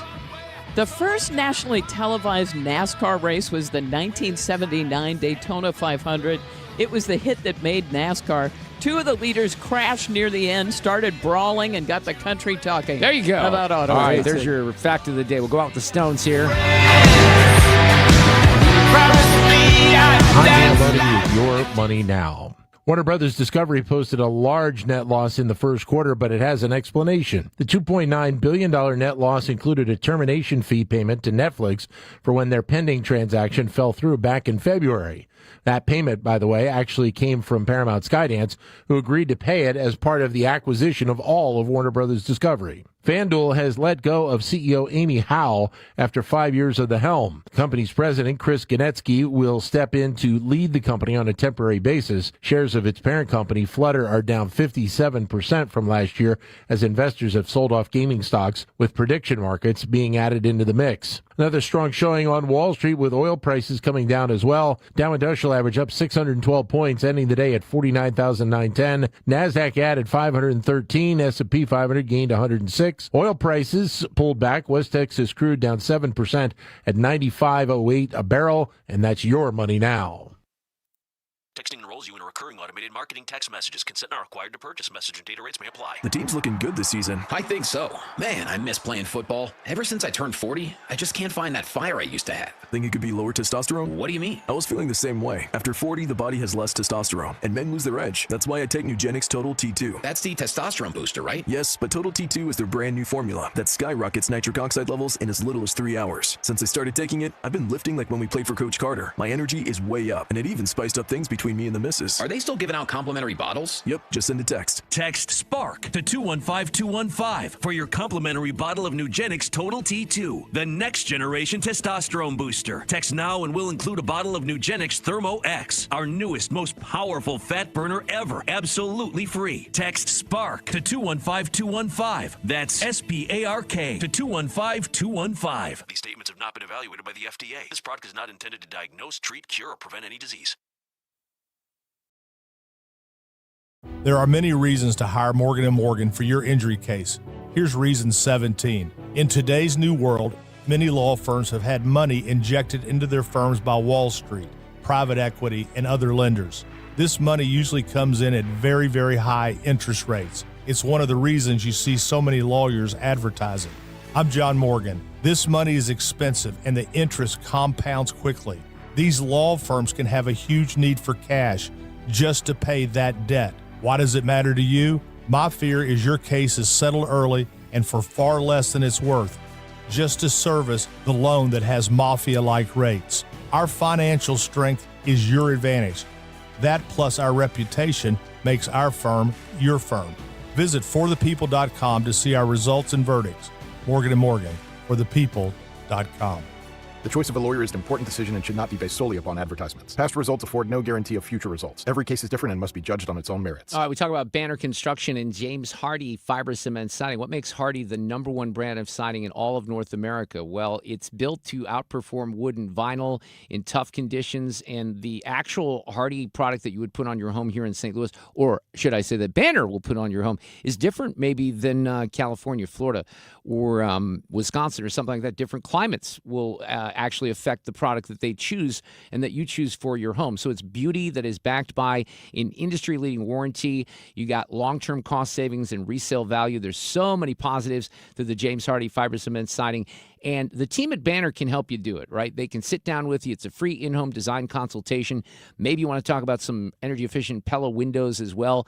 They can tackle that for you. And you're going to have a great, successful, satisfying customer service experience. And your home is going to look fantastic. Get with Banner today, 569-1050. The website, bannerconstruction.com. It's time for a $98 AC tune-up.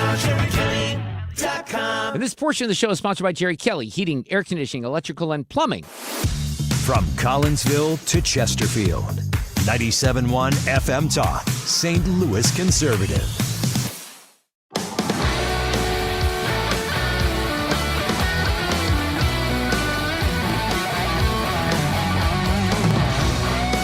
All right, Alex Rich hanging with the Hall of Famer Fred Bottomer and Sue Thomas and I here in the studio. We have the Guns N' Hoses Soccer Cup, which is coming up. We have tickets to give away for this. It's on May 30th at Worldwide Technology Park. It's the firefighters and the police officers that will be throwing down on the pitch, as they say. Isn't that what they say? Oh, yeah. Pitch. I have to get to learn how to say. I learned that from Ted Lasso. That's the only reason I know that. Pair of tickets right now. Caller number 5. Ethan will take your call. 314-241-9797. And it's provided by Guns N' Hoses, a great organization. Ethan will take care of you. You'll get the tickets, and you'll be taken care of, and you'll go see that soccer match. Fred, you look confused. What did I say? What did I do? Just caller number 5. Okay. Was that wrong? No. Okay. Why did that confuse you when I said caller number 5? You wanted a higher caller or what? I thought I saw some contest notes that said it should be caller 9. Yeah, no, they all, no, you want to know what this says? I don't get this. I never do. It says caller number, now I don't want to confuse people here because they're calling right now. I went with caller number 5. That's the official caller. It says caller number 18. Why would we do that to the producers? I'm not sure. Like, That's interesting. Every time I do these, it says caller number. Like it is. Maybe I'm breaking a rule by not see, calling the right number out. That's why More Fred than was likely, wondering. yeah. It's probably something that the sales department's going to have to end up dealing with down the road. Probably but it's something. typically what we talk about in sales meetings anyway. Is Mark messing things up? And It will also. I don't know. It's crazy. Okay, where did I send this? It's good of you to notice my subtle eye movements. Well, because I thought usually when you do that, it means I screwed something up and I said something wrong, and that happens all the time. And I don't, sometimes I don't catch it. So I thought I stumbled and said something inaccurate. Glad we could figure that out in public. My friend, well, that's what we do, Fred, here on the radio. We work everything out live, and just as it's moving along, that's what life is doing. So, my friend John Ziegler, who's always sometimes divisive in his commentary, but I love him because John calls balls and strikes. He is what he is. He was on the show on Monday. We talked about a variety of topics, and he tweeted this out, and I sent this to you guys yesterday because I know that Sue is a huge fan of Gary Player, and he does the ceremonial deal at the Masters, and he's always an impressive guy. And we played some audio from him. In fact, I even think I used Gary Player as audio cut of the day because he said some very, very wise things about Tiger and, had empathy for Tiger, not excusing his behavior, but saying, look,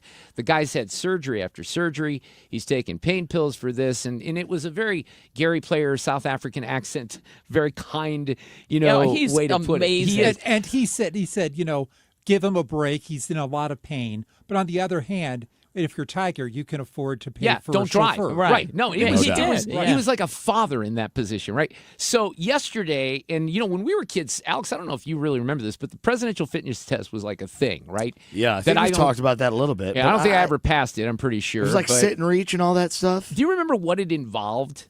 Oh, I don't remember. Yeah. Push-up or sit-ups, pull-ups. Things like that. But wasn't there also a rope that you had to climb? I did this. I do remember Sue, this. you remember the rope at all? Oh, I totally remember the rope because I Okay. had no, and still don't, any upper body strength. Yeah, no, exactly. So in this case, yesterday, Bryson DeChambeau and Gary Player were at the White House. They're kind of rolling out a new presidential fitness test. So what John had tweeted out, and this is what caught my attention, I shared this with you.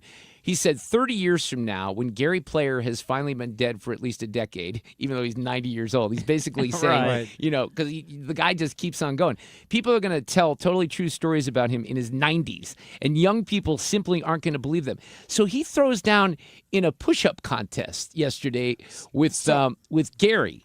Now, I don't have the sound of that contest, but it was an amazing thing to watch. I've got some tape of Gary Player in the Oval Office talking to the president and everyone else. Well, first of all, here's Trump kind of talking about fitness. It is indeed a beautiful day to celebrate America's athletic traditions and champions in physical fitness and all of those things that I work so hard at on a personal basis. I work out so much, like about 1 minute a day max. So, oh, my pretty goodness. good. I like that. Here's Gary Player. I've been around almost every president for the last 65 years. And I've never seen a president that loves this country as much. They all did. And they all did great works. But I've never seen a president that loves the country as much as you do. And I say thank you, because I've traveled more miles than any human being before without being repetitive. And I've never seen a country like this. The freedom that exists, which is so important to all of us. You know, it's so funny to me that the people that have more appreciation for our freedoms are the people who were not from here, perhaps originally, which is just stunning to me, especially with young people. But his message to kids is: my great dream is for the youth of America. The youth of a nation are the trustees of posterity. These are the people that are going to be the future champions. And when I always talk about the importance of fitness. It's so important. Please, can we bring it back in the schools? And as Senator Kennedy has so aptly said, to eat properly. This is so important, what you put in your body. And the big thing that I wish, and I pray every day, and wherever I talk, and I do a lot of talking, I say to the young people, just love this country, because you don't realize what's going on around the world. Even students of the great universities of America really don't understand what's happening around the world today. There is a silent war taking place against America today. And what we've got to do is make these kids realize that freedom and exercise and education, start reading some books.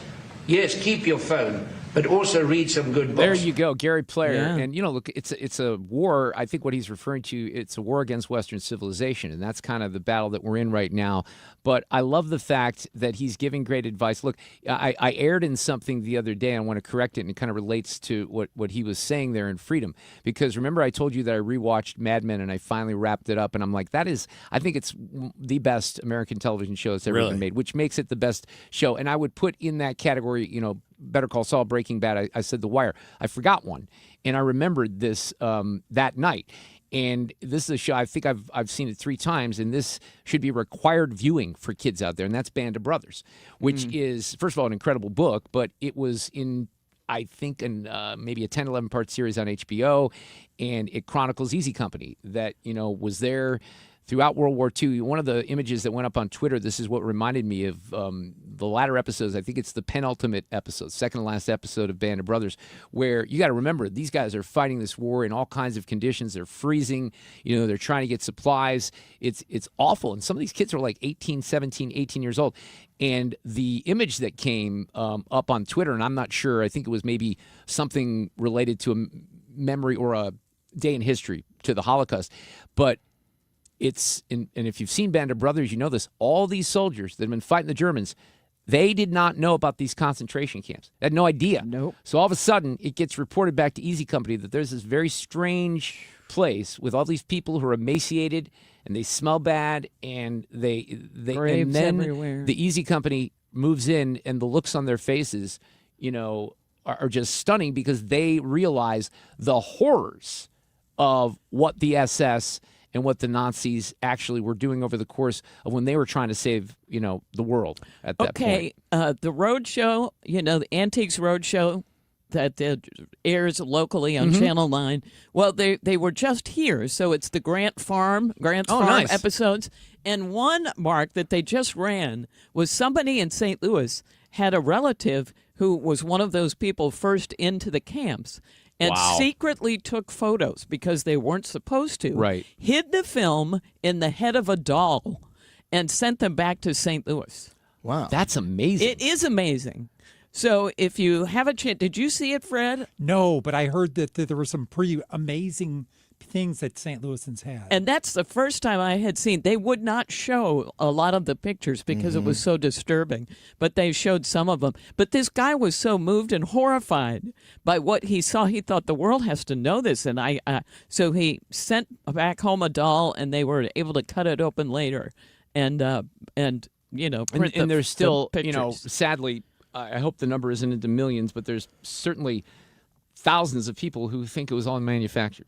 That stuff. Yeah. Did you, by chance, I just had a guy, an artist on my Jews in the Lou podcast, actually. His name's Luigi Toscano, and he just wrapped up an entire exhibit down at the district down in Chesterfield. And it's an art exhibit where he met with hundreds of Holocaust survivors and did not all, not everybody was Jewish, obviously. Right. I think that's what a lot of people don't understand as well. But he basically sat and talked to them each for hours, did like a big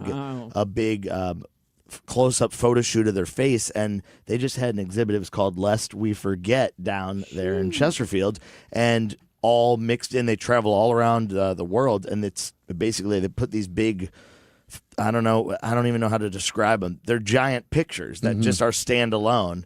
I mean, they're sturdy things, but they put them up like within the community in different cities so that it's kind of art that's right in front of you. So it's like you kind of are wondering what are these pictures of these old people. And then you get close, and it kind of tells their entire story, and so he shows their story within these pictures. It was really cool. It was there for a couple weeks, but yeah, there's some. He even mentioned that St. Louis did have a lot of ties. Oh, interesting. Yeah, that must be. St. Louis was actually one of the places where I could be completely wrong, but I remember him saying that there was like more than a lot of other places, like as far as Holocaust survivors living here, that were living here at one point. That's Alex Rich. Fred is in here with me, Sue. I don't know if you've ever heard me read this, and I pick, there's usually one day a year, whether it's Holocaust Remembrance Day or something else that's related to World War II, and it's a speech that was given in 1978 in Kansas City by the father-in-law of a friend of mine, and his brother and he were in, the prison camps, and it is an incredible read, Alex. If I've never shared it with you, I will. And the thing that always, sticks out, and I've shared this story with a lot of people over the years because it puts things into perspective. And, you take all these things that we have, it's just unbelievable how we should be celebrating our freedoms and not, beating up on one another. But in this case, they went through the ghetto in Warsaw, right? So in the Warsaw ghetto, and they're all 8-10 people hiding in a home, right? There is an infant that is crying. The father snuffs out the infant because he realizes that if he doesn't do that, everyone's killed in that room. Everyone. And think about those horrors. Yeah.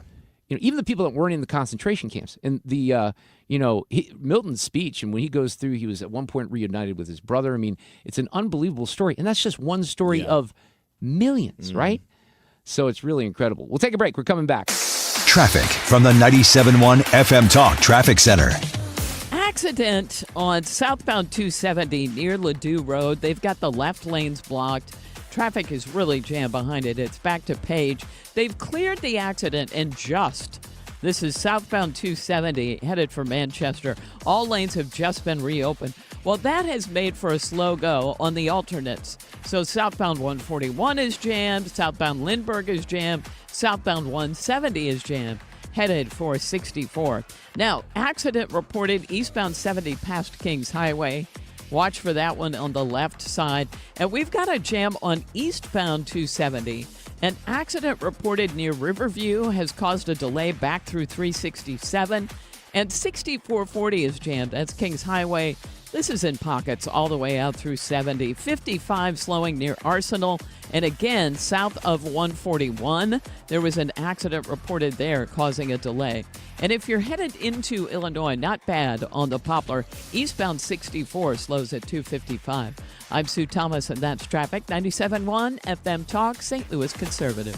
Thank you, Sue. I want to guide you into an amazing experience with the team at Michael's Carpeting Outlet because they have such great team members at 3 great locations here in the St. Louis area. I dare you to go into one of those because you're going to be overwhelmed by the products, and they really have experts that have been in this industry for decades, so they know the technology. They know what be a good fit for you and your situation. If you have pets, if you have kids, sometimes that certainly plays a role. They have great options for you even on the website. If you go to the website and you click on inspiration, you'll see a bunch of tabs that come up.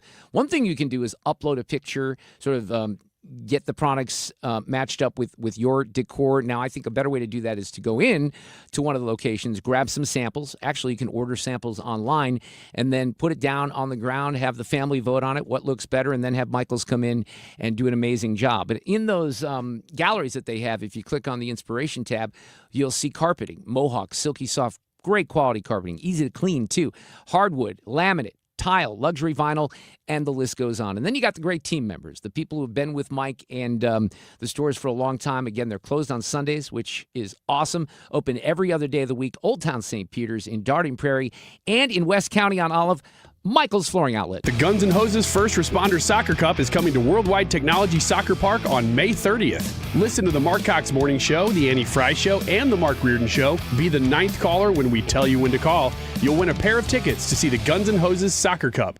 Mark Cox here. Bring your home back to life with Zero Res. Get 3 rooms of carpet clean right now, starting at just $139, and whole home air duct cleaning starting at just $599. Visit ZeroResSTL.com and tell them 97.1 sent you. New tax resolution firms are popping up every day with high-paid celebrity endorsers, advertising ridiculous claims in their TV ads. That's why they have the tiny, unreadable disclaimers at the bottom of the screen. Hi, this is Lance Drury with the Lance Drury Law Firm. Our ads never have those ridiculous, fast-talking, tiny disclaimers at the end because, simply put, there are no guarantees when it comes to the IRS and wiping out tax bills. And we don't make promises we can't keep. Of course, there are ways the Lance Drury Law Firm can help resolve your tax debt, but no company can guarantee it will eliminate it. This is why their clients call the Lance Drury Law Firm when those promises don't pan out. If you have tax problems, you have legal problems, call me, Lance Drury in St. Louis, at 314-260-6120 or visit Lance, D-R-U-R-Y, law.com to schedule your free consultation with your local tax resolution law firm. The choice of a lawyer is an important decision and should not be based solely upon advertisements. It's time for you to get to know my friends at Lit Cigar Lounge in Chesterfield, where luxury meets comfort. Mark Cox here. They have a great selection of rare bourbons, whiskeys, craft cocktails, anything you like to drink, cold beer, premium hand-rolled cigars from the finest makers in the world, even private lockers that are available if you choose to.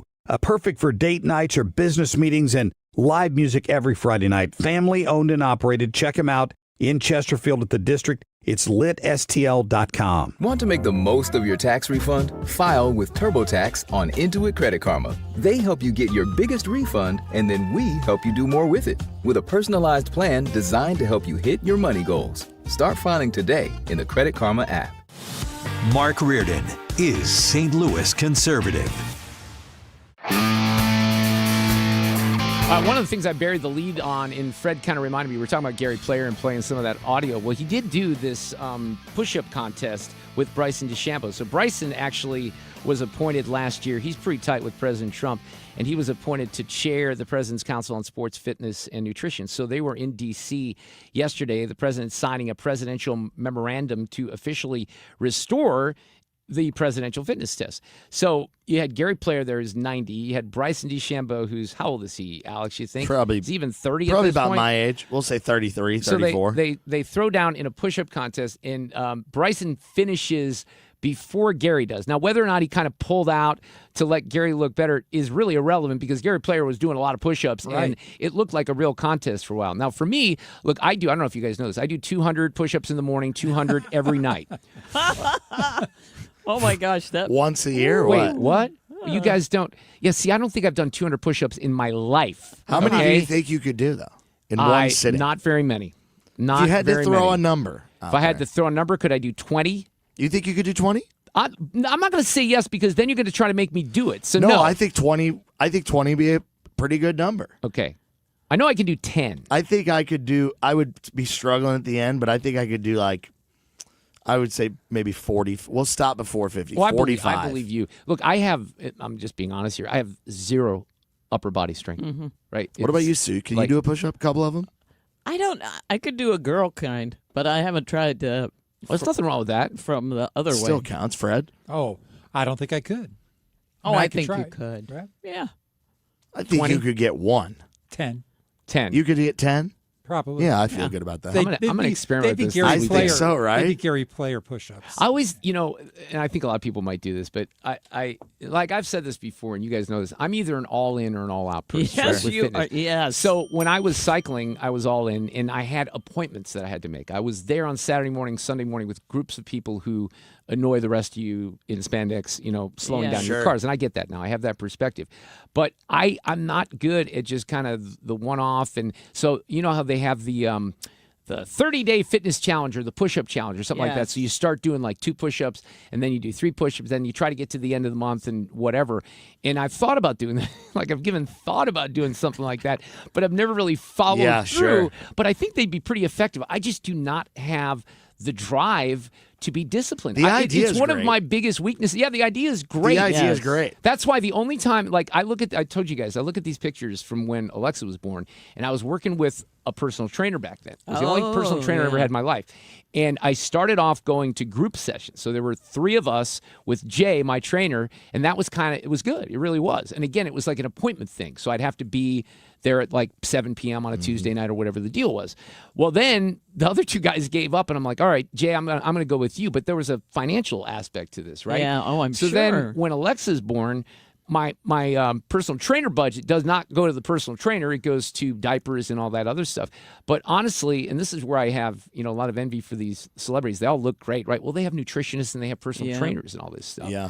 So baseball players, the level of things that they do to these professional athletes and the analytics and all that stuff, that. Well, and let me say this. I was just talking to somebody about this the other day because obviously I was an athlete, but I have been in the boot for a while. I've had the foot surgery, and it blows my mind. Now, again, their resources are totally different, but I think that's the point of what I'm trying to make is it's unbelievable that some of these guys are back playing at full intensity as quickly as they are. I'm talking even within 6 months. Look at what Jason Tatum just did with his Achilles. Now, I know he just kind of got injured and hurt something else again, not too bad, but still, he was back less than a year after tearing his Achilles, and it's you think about the resources that they have and the amount of work that goes into them bouncing back, and it's unbelievable. It is. It'd be interesting to see. They're already talking about Mahomes and whether or not he's going to be ready because there is a chance that he won't be ready. He was injured late in the season, you might remember. Yeah. He might not be ready by the beginning of the season. But yeah,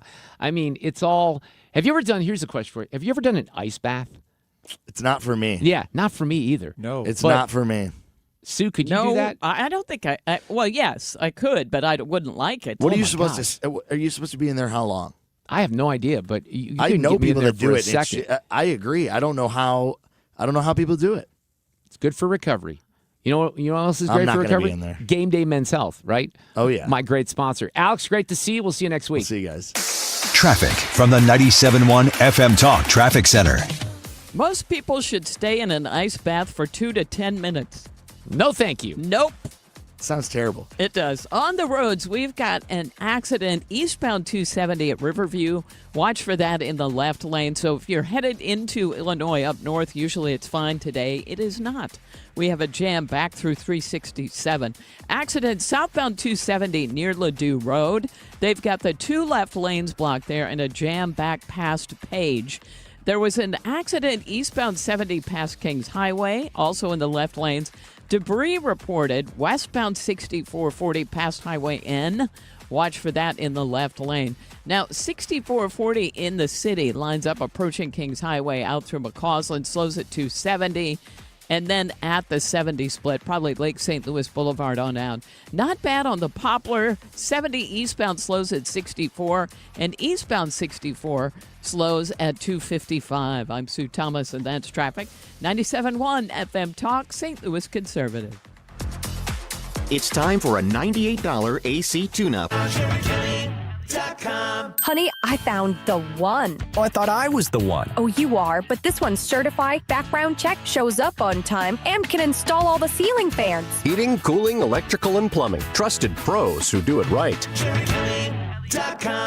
The Biz-5K, presented by Worldwide Technology, is back. Produced by the St. Louis Sports Commission, this high-energy corporate race is St. Louis's healthiest happy hour, combining fitness, fun, and unbeatable team bonding for companies of every size. Runners and walkers of all levels are welcome. It all comes together at Energizer Park Thursday, May 7th in downtown St. Louis. An office party like no other. Create your company team today at stlbiz-.com. A common question I receive is, how is the market right now? It just seems so volatile. Hi, I'm Christina Straight, owner of Straight Realty. If you want to buy or sell but feel overwhelmed by the whiplash of the market, then let's talk. With over 23 years as a broker, I have the exact experience you need to help you navigate this tricky market. Call me at 314-441-4444. 314-441-all-4s. And remember, why pay more than two? Commissions are not regulated and are negotiable. Straight Realty is a licensed broker in the state of Missouri. Let's just face it, right? Your home should work for you, not against you. Hi, it's Kim, and if you've been dreaming of a new kitchen, bathroom, or a finished basement, now's the time to call Lakeside Renovation and Design. They're St. Louis's trusted experts in turning houses into dream homes. Just imagine this, a spa-like bathroom, maybe a chef-inspired kitchen,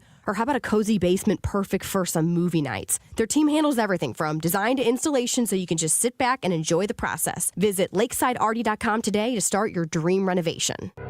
42% of Missouri fourth graders can barely read. 42%. It's the worst result in 20 years. If kids can't read by third grade, they fall behind in school, and many never catch up.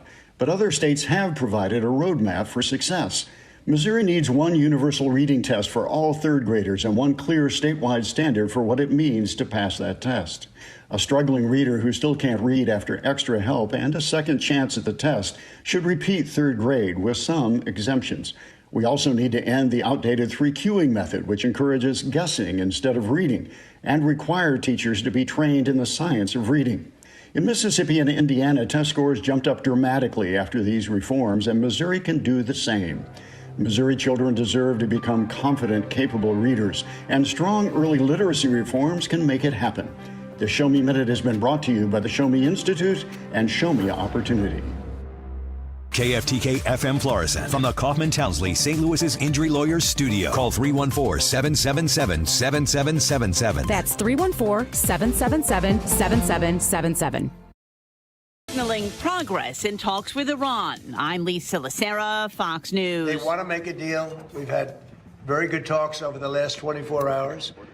And it's very possible that we'll make a deal. President Trump this afternoon saying there has been what he called really good talks with Iran over the last 24 hours. The potential deal, according to reports, would cap Iran's nuclear program, reopen the Strait of Hormuz, and end the U.S. naval blockade of Iranian ports. This comes even as the U.S. military fired on an Iranian oil tanker, shooting out the rudder of the tanker in the Gulf of Oman as it tried to get through the U.S. blockade.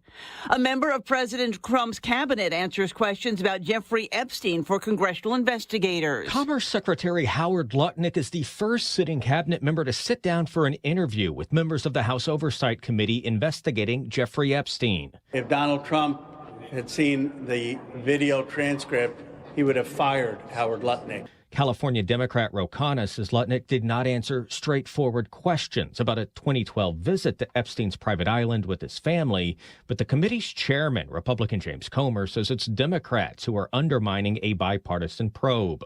Former Attorney General Pam Bondi is scheduled to sit down with the committee later this month. Fox's Jared Halpern at the White House. Police in Edmond, Oklahoma have arrested an 18-year-old man in connection with a weekend shooting that left a woman dead and 22 others wounded. Police Chief J.D. Younger says Jalen Davis has been charged with assault with a deadly weapon. To be clear, Mr. Davis's arrest is not the conclusion of the investigation. It is merely the most recent development. Davis turned himself in this morning after a warrant was issued for his arrest. He's being held on $1 million bond. Wall Street stocks rose and oil prices sank on hopes a deal with Iran is near. The Dow gained 612. The Nasdaq added 512. America is listening to Fox News. This is a special alert to all Americans who own a vehicle with less than 200,000 miles with an auto warranty about to expire or with no warranty coverage at all. Due to a decline in the economy, CarShield is announcing a low-cost month-to-month vehicle protection plan that is now available to the public to save any driver out-of-pocket expenses on future auto repairs. Call now to find out how you can pay almost nothing for covered auto repairs. Yes, you heard that correctly. Pay almost nothing for covered auto repairs. An open phone line has been established for all drivers to call for a free quick quote. Call 800-983-2077 now. Drivers who are covered will not have to pay for covered repairs again. This protection plan is at an all-time low. Additionally, drivers who activate this vehicle protection today will also receive free roadside assistance, free towing, and car rental options at no additional cost. Call us for your free quick quote today. 800-983-2077. That's 800-983-2077. What do you have to lose? Call 800-983-2077. Again, 800-983-2077. Air Comfort Service, heating, cooling, and insulation, weather. Our temperatures stay well below average. It's chilly this evening in the 50s, falling through the 50s, and almost cold overnight under partly cloudy skies, 42 for the low. Thursday, partly to mostly sunny, 65 still below average. Thursday night, clear and 48. Friday, partly sunny, a couple of spotty afternoon showers, 75, much better chance of showers and thunderstorms Friday night. This is 97.1 FM Talk. Chief Meteorologist Dave Murray. This hour of the Mark Reardon Show is sponsored by Gamma Tree Experts. Your trees deserve the best care. Call Gamma Tree Experts. This is the Mark Reardon Show on 97.1 FM Talk. Duane Patterson coming up here in just a couple of minutes. Fred and Ethan are in the studio. I had to share this with you guys because we're all baseball fans. Not that Sue isn't, but she's not in the studio right now. So two things that I just found on Twitter. And this one goes back a day, but I don't even know if I've ever heard of this, so I'm going to test this on you. Somebody posted something from Yankee Stadium, which was called the Oblivious Cam. And what it is they focus on one person in the stands, and they time them to see how long they realize that they're on camera on the big screen in the field. So this was actually, the one that I just watched was a new record. The old stadium record was 3 minutes and 7 seconds. They have a guy, he looks like he's just typing on his phone. He's sitting by himself in one part of the stadium. I don't even know what time this is, probably before the game. But as the clock ticks down, he has no idea that he's being watched. And then right around 3:05, 3:06, 3:07, he finally gets it. They give him the new record at 3:08. They give him that record at 3:08 because it's very close, though. If you would see it, you might even throw the challenge flag. And then the other thing, and I just retweeted this. It was pretty funny, right? Yeah. Did you see Coors Field this afternoon? Yes. There's like 3 inches of snow. They have snow plows on the field at Coors Field right now in Denver, clearing the snow for the Rockies game. Did you see? I mean, they're having a historic snow for the month of May. Yeah. There was video of it just, pouring down this morning. So, pretty crazy. Mets and Rockies, but here's what I'll tell you about these plows, because the typical plow that you would envision like on a street would kind of dig into the street a little bit. Man, this thing is just wiping the snow away right over the grass, and then there's no snow left. Not amazing. It's called ProTech, and I would say that's a pretty good piece of equipment that they're using there in Denver. All right, some politics and beyond with our friend Duane Patterson from HotAir.com, host of the Duane's World podcast as well. How are you, Duane? Good afternoon. I hope all is well. Why don't I get to do the baseball stuff? You can do the baseball stuff. You can. I didn't want to exclude you. That was kind of mean, wasn't it? Imagine the road salt. in Denver on Coors Field. Right, exactly. That's crazy, though. It really is. And I hate cold baseball. I will tell you that. When I was in Milwaukee, climate change, right? Global warming. Yeah. Well, that's changed here. We certainly have different conditions in St. Louis than we used to. But when I was in Milwaukee, man, it was so cold on some of those April games. Even May, it was brutal. And that was when they had the stupid roof on. It could still be by cold. the way, the oblivious cam. Don't ever do that in Anaheim. I'm an Angels fan, right? And I'm like the last remaining Angels fan. If you would do the oblivious cam, we would blow out records. Our records would be in the 10, 12-minute range. Oh, the I reason bet. why is because no one's paying attention to the game. There's nothing to watch on the field in between when Mike Trout is up. And in that time between, you're too busy avoiding the rat infestation that's going on in the stadium. Well, I did see a video recently. Was that stadium? Yes. I did see that. And by the way, that was a big rat. For decades, Mark, as God is my witness, I beat up on the Red Sox all the time because, one, they're from Boston, and two, because they're in that fire trap of a stadium at Fenway Park where rats are running everywhere, and I can't even use that against them anymore. By the way, I'm like the one other guy that I'm not a big fan of Fenway Stadium. I love the history and everything, but not my favorite stadium at all. All right, let's shift into some stuff here. You had you work with a guy by the name of Hugh Hewitt, and you had a pretty big name guest, I would say, yesterday, President Trump. The one bad thing about a ceasefire is you can build up a little bit. We'll knock that out. We know everything they've done. We'll knock that out in the first. Is the ceasefire over, Mr. President? Is it over? We're going to hit them tonight? Well, I can't tell you that. All right, that's fine. You wouldn't. If I answered that question, you just say this man is not smart enough to be leading the United States of America. Yeah, he's pretty consistent on that. But it was Duane Patterson, I believe, that got Mr. Trump on the phone with Hugh Hewitt. Is that true? Well, let me. So you want to go behind the curtain? I do. And Absolutely. Okay, so here's how that whole thing came out. So we had already had in the can a 30-minute interview that we taped with Neil Gorsuch about his new book. Oh, that's interesting. It was embargoed until that day. Right. I guess it was the 4th or whatever it was, 5th or whenever we played it. And we were going to use that in our last hour and actually play hooky and go home a little early. Everything's hunky-dory. And then the phone call comes about 15 minutes before the show starts, and it is Margot, who is Donald Trump's a person at the White House who follows him around, his personal assistant. Right. Margot, by the way, if you don't know who Margot is, she was like the press secretary, or not the press secretary, he was his personal secretary in the first term. She's been with Team Trump for, 10, 15 years or so. And honest to God, Margot's cell phone is going to end up in the Smithsonian at some point because of all the candidates that she's taken. Some of them have been remarkable candidates that she's taken from her phone of different people who have gone into the Oval. Anyway, so Margot calls at about 2:45 East Coast time and says, the boss wants to come on today. Can you make time for him? So we are the only radio show, I think, well, certainly within the Salem world, but maybe ever, that has had to balance, well, okay, yes, we want the president, but we've got to figure out where we can slot him and not lose a sitting United States Supreme Court justice. Right. So what did you do? Well, so we ended up, we had the end of the show taped and the end of the middle hour already pre-taped. We thought we were going to play everything in a certain order. We thought originally that the president was going to start the second hour at 4 p.m. Eastern and go as long as he goes, and so we kind of planned that until, of course, he went into the Oval, gave an utter gaggle, and it was running long, and we knew it wasn't going to happen. So our last hour, we made the middle hour, and we freed up the last hour. Sure enough, Margot calls back, can you do the start of the last hour? And that's when we went rock and roll. Yeah, Fred can relate to this because he's sitting here. He knows how the pieces move so quickly in certain things like this. That's blood pressure medicine time. But that's like, you're talking about the biggest name on the planet. But that's crazy. But you got to be a little patient, right? The president does what the president's going to do.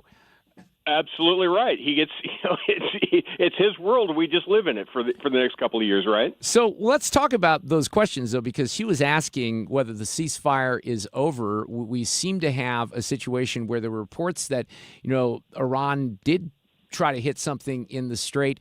The president, once again, giving stern warnings, but not giving definitive answers because he doesn't want to give away the military strategy. But, there is, I think, a level of impatience that is working not only with the White House and with the president, but with some folks behind the scenes, because I don't know if we know what the next move is going to be. We talked last week, the economic blockade, extremely successful. Obviously, there's been military obliteration in some senses, but there's even some reporting today that shows that some of the facilities that we hit were not perhaps hit as much as we thought or damaged as much as possible, Duane. So where did the president say we were on all of this? Did you have any takeaways from that? I do have takeaways from it. He drew multiple red lines, and this was a day before he decided to put the pause on the carved-out lane for shipping that was going through. And I think there's a lot of things going on here. There's a lot of pieces in play. Abbas Araghchi, who is the foreign minister of Iran, and he's one of the people that purportedly are the suits that we think are kind of reasonable, even though he sounds like Baghdad Bob half the time when he's speaking publicly. He was in China meeting with his counterparts with the CCP, and while he was over there were about 4 or 5 mysterious fires that broke out all over Iran, which we thought was kind of intriguing. Mm-hmm. There was all sorts of different elements about all of our aviation units, all of our assets in the Air Force, all turned their transponders off for the first time since right before the kinetic action started back at the tail end of February. So everything's looking like feints and deeks and carrots and sticks here. But what I think is going on, and from what the president seemed to indicate, because I talked to him, 20 seconds before I had to throw him on the air. As a producer, sometimes if you're in a break, you get 2-3 minutes. Sometimes you only get seconds. But you got to make sure that the line's established, and he can hear you, you can hear him, and you go. And so I said, Mr. President, we're praying for your leadership, we're praying for everybody, and I just hope you finish the job and that you take out this evil regime once and for all. And his words to me were, I think you're going to be very happy when all is said and done. And then I had to put him on hold, and he went on the air.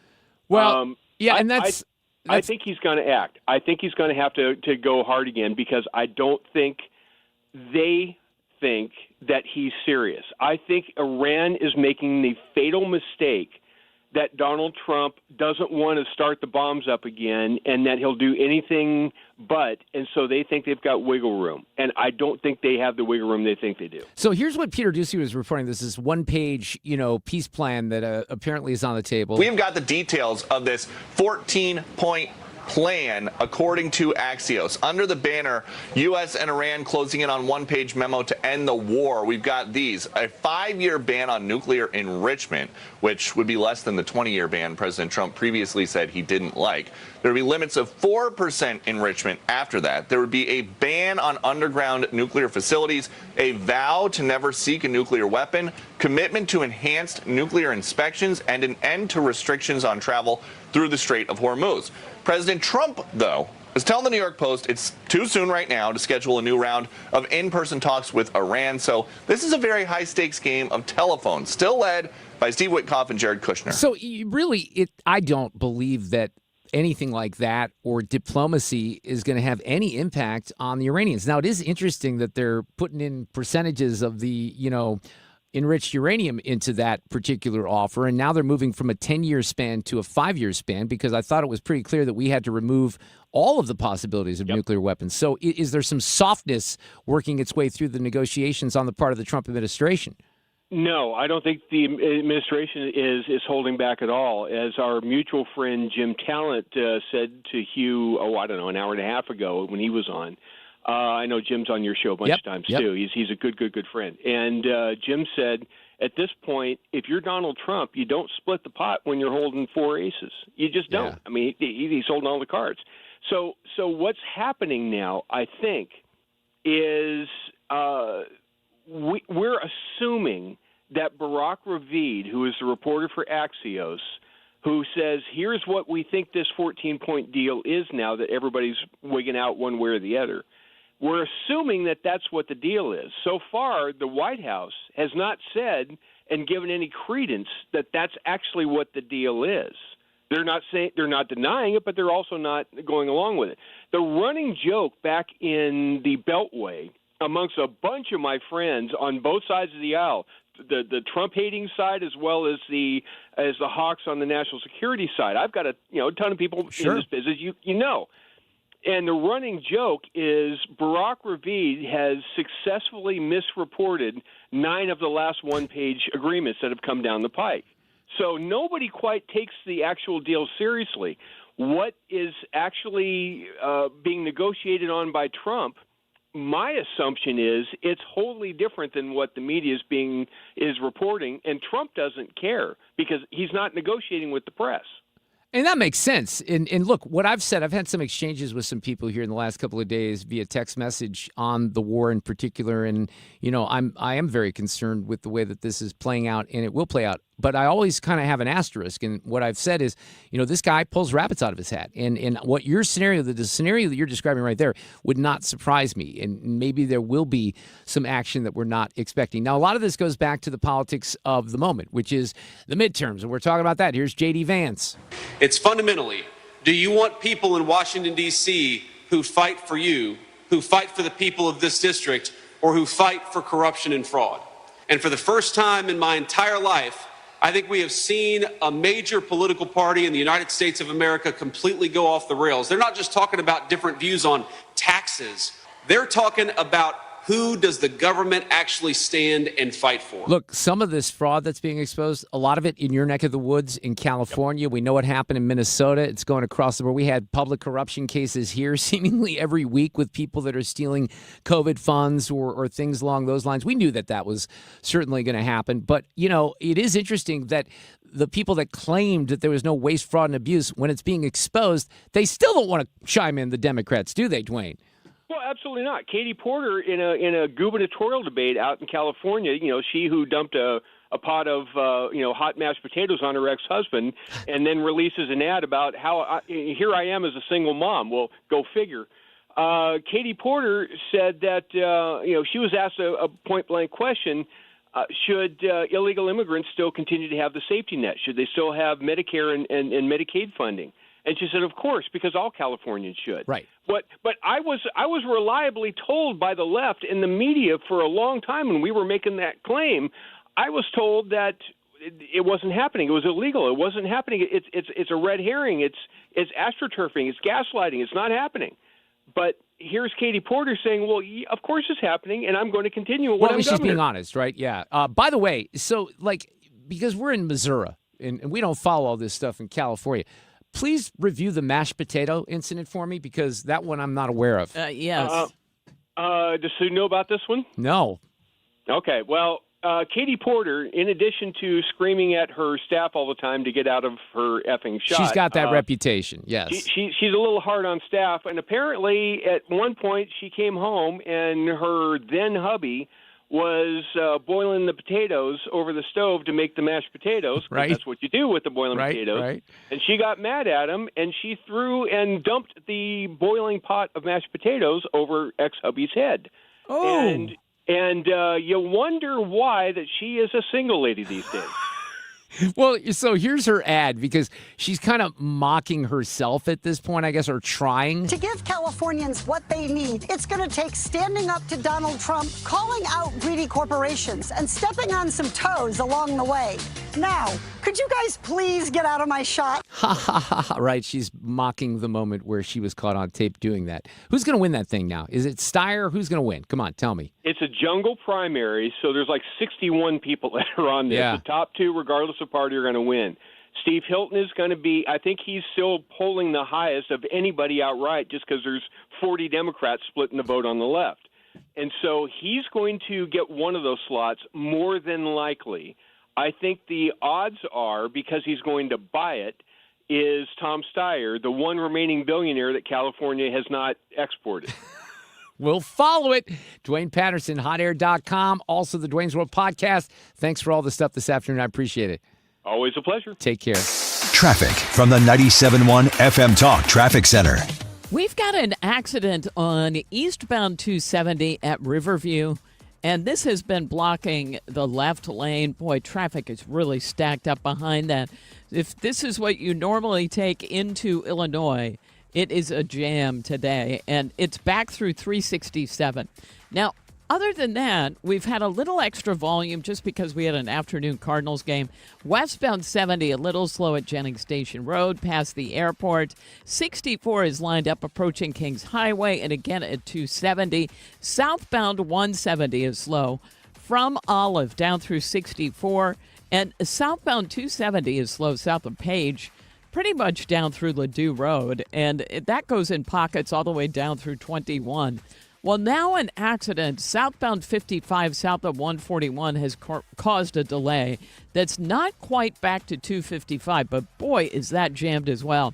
And a jam on the Illinois side, eastbound 70 approaching 64 and eastbound 64 at 255 due to road work. I'm Sue Thomas, and that's traffic. 97.1 FM Talk, St. Louis Conservative. Brought to you by USPS Ground Advantage. Pump up the volume. Business moves fast.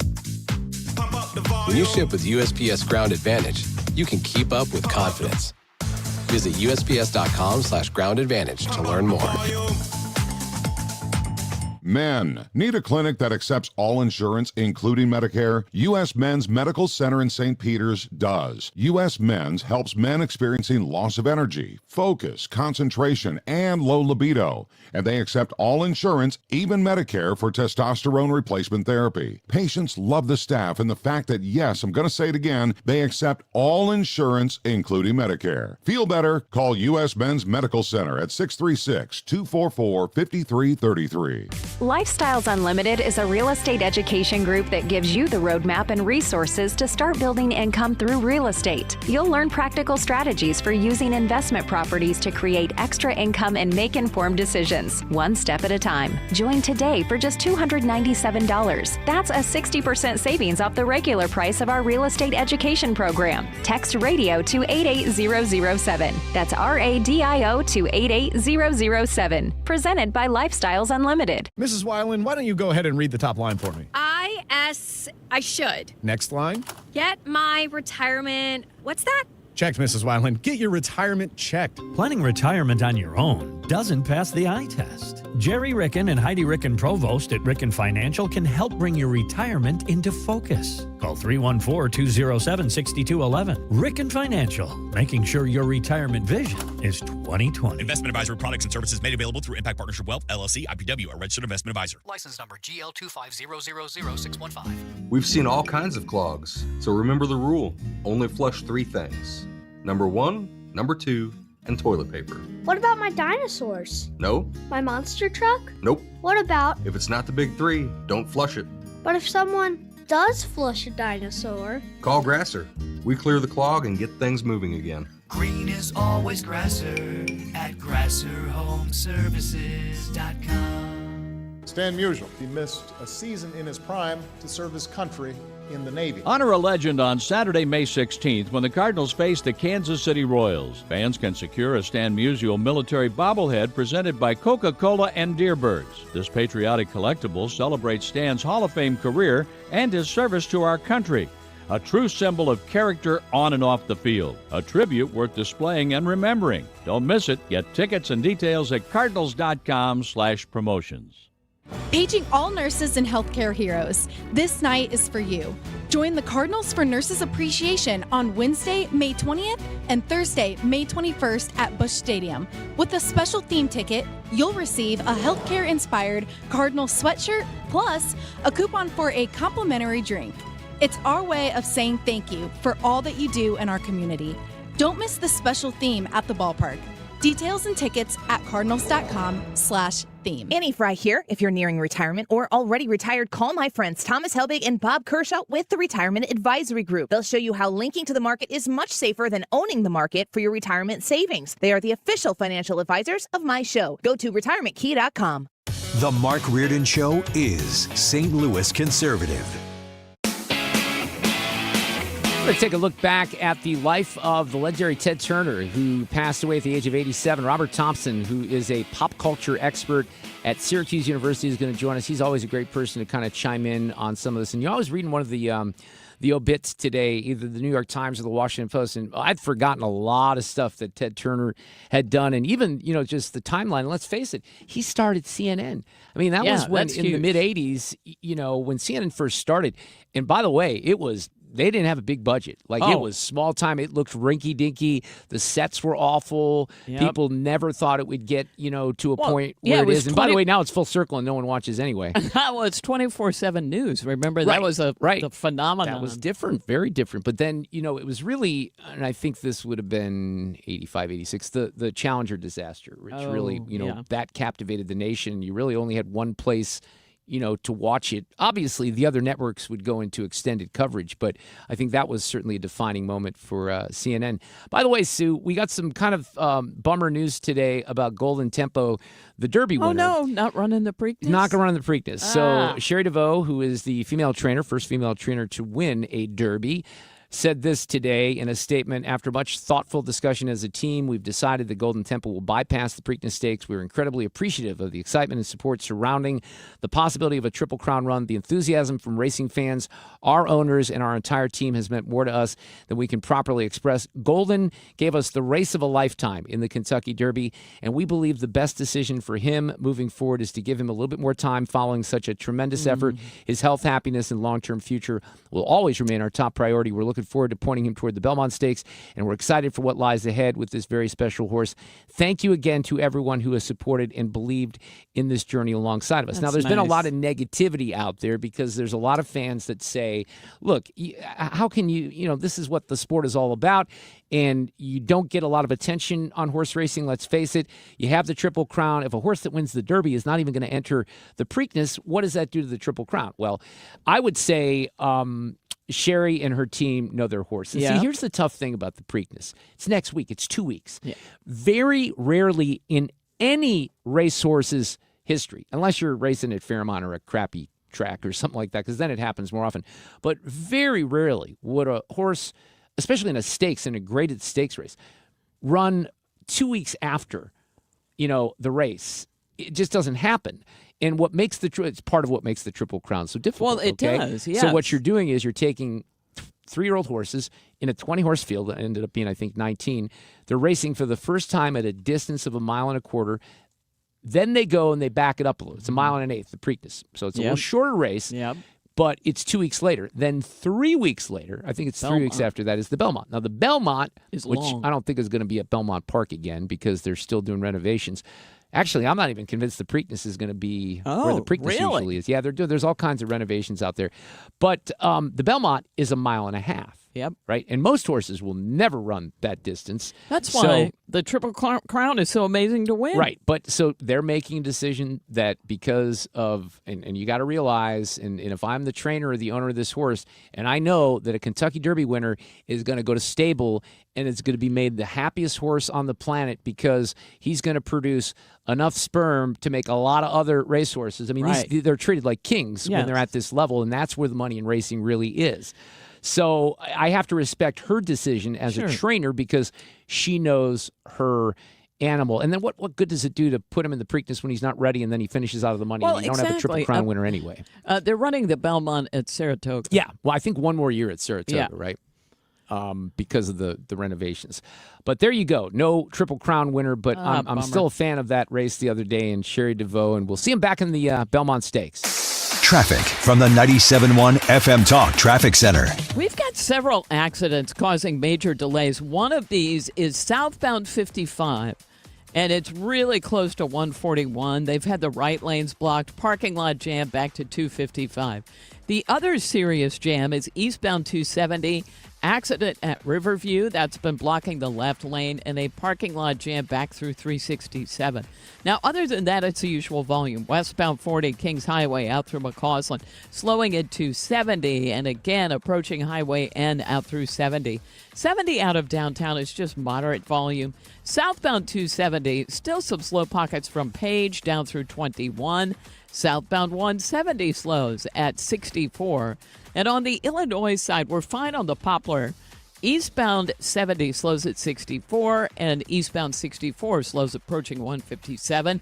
That due to road work. I'm Sue Thomas, and that's traffic on 97.1 FM Talk, St. Louis Conservative. All right, well, we had some storms that kind of came through here in the last few days, and I'm guessing, I can't say this for sure, but there was some severe weather, certainly on the Illinois side, and I think maybe some people lost their power. Now, if you had a Generac home standby generator from Generator Supercenter, you wouldn't have to worry about that because the power would kick right back in, and then you know that the food's not going to spoil, and you're going to know that even if you're away from your house, it's going to be safe because these generators kick in right away when the power goes out. Now, at Generator Supercenter of St. Louis, they sell them, they install, they maintain, and they monitor. And that's important because a lot of the competitors are electricians, HVAC, nothing against them, but they also sell generators, and then that's not their main thing. Generator Supercenter of St. Louis, they do all that, and that's where you need the maintaining and the monitoring because, look, it's just like an HVAC system or a car. You have to do regular maintenance. You got to make sure that it's working. The competitors cannot offer you that. They don't sell portables. These are high quality, the best in the industry, and you can get a free estimate, and they have low monthly payments available. So there's nothing that should prevent you from stopping by the showroom in Chesterfield or calling 314-499-2020. The website, GeneratorSupercenterofStLouis.com. When you're approaching retirement, there are a lot of questions to answer. Do you have enough money to fund your income for life? How should you claim Social Security? And what's your plan for health care and long-term care? Hi, I'm Eric Robert, Director of Investments with the ClearPath Wealth Management Group at Stifel and host of On the Money Saturday mornings at 11 on 97.1 FM Talk. Don't leave your retirement to chance. It's crucial to understand and address relevant risks before you retire. Our team can help you get organized, guide you through critical retirement decisions, and create an investment portfolio designed around your needs. To schedule your free retirement plan consultation, go to clearpathinvesting.com. That's clearpathinvesting.com. Or call us at 636-695-2650. That's clearpathinvesting.com or 636-695-2650. Stifel Nicholas and Company Incorporated, member SIPC and NYSE. Corey, from Air Comfort Service? Why are you standing next to my AC? I'm standing behind our work. But it's 8 p.m. You're just going to stand behind my air conditioner? Yeah, pretty much. Could you turn off the sprinkler then? Absolutely. At Air Comfort Service Heating, Cooling, and Insulation, we take pride in our work. If you need a new air conditioner or HVAC system, you can trust we'll install the equipment correctly. Plus, for a limited time, qualify for rebates up to $2,600 and 0% financing for up to 72 months. For a free estimate, visit aircomfortservice.com. I'm John Morgan of Morgan & Morgan. Last year, more clients hired Morgan & Morgan than ever before. We now have more offices, more staff, and more lawyers than any other injury firm in the world. Protecting America, fighting for you. Visit forthepeople.com for an office near you. It's time for a $98 AC tune-up. 5:34, and this portion of the show on a Wednesday is sponsored by Jerry Kelly Heating, Air Conditioning, Electrical, and Plumbing. Consistently right. It's a ritual. 97.1 FM Talk. St. Louis Conservative. 6 years before I did it, I thought it would be really convenient whenever you got home to be able to tune into the news instead of having to get home at 6:30 or wait till 11 o'clock. Yeah, it's Ted Turner talking about how he created and why he created CNN. He passed away at the age of 87. Robert Thompson is back with us, professor of TV and pop culture at Syracuse University. Definitely one of the coolest gigs on the entire planet. We love catching up with him. Robert, how are you this afternoon? I'm doing pretty well, and we'll get to how important Turner was, because he was. But we're talking on radio right now, and before CNN started in June of 1980, there was another way you could get home at any time of day or night and get the news, and it was called news radio. Nearly every city by that time had one station at least that was had gone to an all-news format. So what Turner did, what CNN was important, we can get to that, but radio got to jump on it. Thank you, Robert, for recognizing that. You're absolutely right about that. So I think that is important. I read through an obit on the Washington Post today after he died, and, it reminded me of a lot of things that I'd forgotten. I mean, look, he did things when he was in his younger life. His dad was very abusive to him. He took over the company that they had. It was like a billboard company. At age of 24, his dad committed suicide. So he had a lot of things in his background, but good Lord, he achieved a ton of things over the course of his life, didn't he? Well, he did. I mean, the yacht business, and he brought the bison back to the West, and the conservation stuff, the UN, the glamorous marriage with Jane Fonda. I mean, even before you get to the thing, which was clearly his magnum opus, the founding of CNN, he did a whole lot of other stuff. And besides CNN, Turner Classic Movies, TCM, the cable channel that does what it does better than any other cable channel does what it does, that was a Turner creation, as was the Cartoon Network. Though, for every Turner Classic Movies wonderful creation, Turner also has his fingerprints all over the colorized version of Casablanca. Colorizing great old movies was a Turner idea. Yes, and he took a lot of flack for that. There's no doubt about that. As he should have. Yeah. Now, here's something I did not remember about him, and this was something that we used to cover in the news a little bit more often, like when I was coming of age as a news anchor. He won in 1977 the America's Cup, like the big yacht race that happened. Right. Oh, yeah. No, he was quite a... what do you call it? Boatsman, yachtsman. Yeah. And yeah, he won 77. You're right. Was the year he did that. And clearly accomplished in so many areas, charismatic, almost had a cowboy feel to him. And that was one of the many reasons why when he comes up, win the big yacht race, do all this stuff. And then the idea that this guy, and then, of course, he founded, or he turned that station in Atlanta, WTBS, he would rename.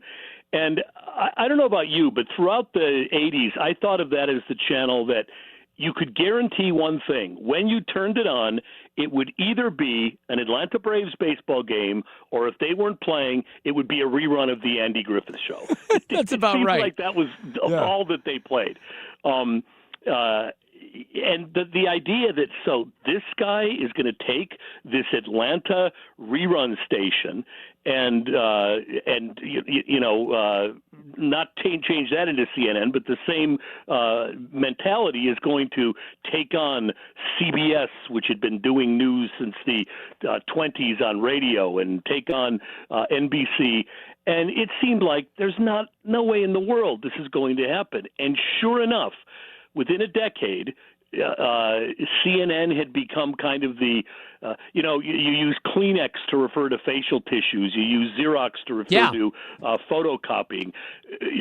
CNN, by the first decade it was on, was what you referred to as breaking news. If something big, if there was a hurricane or a war or whatever, no matter what you usually watched, you'd go to CNN, because for 15 years they were the only 24-hour TV station out there. And in the Washington Post obit, they mentioned, I don't really remember this, but this would have been early 80s, that people were laughing it off and they were calling it the Chicken Noodle Network. The budget was really, really low and the sets looked terrible.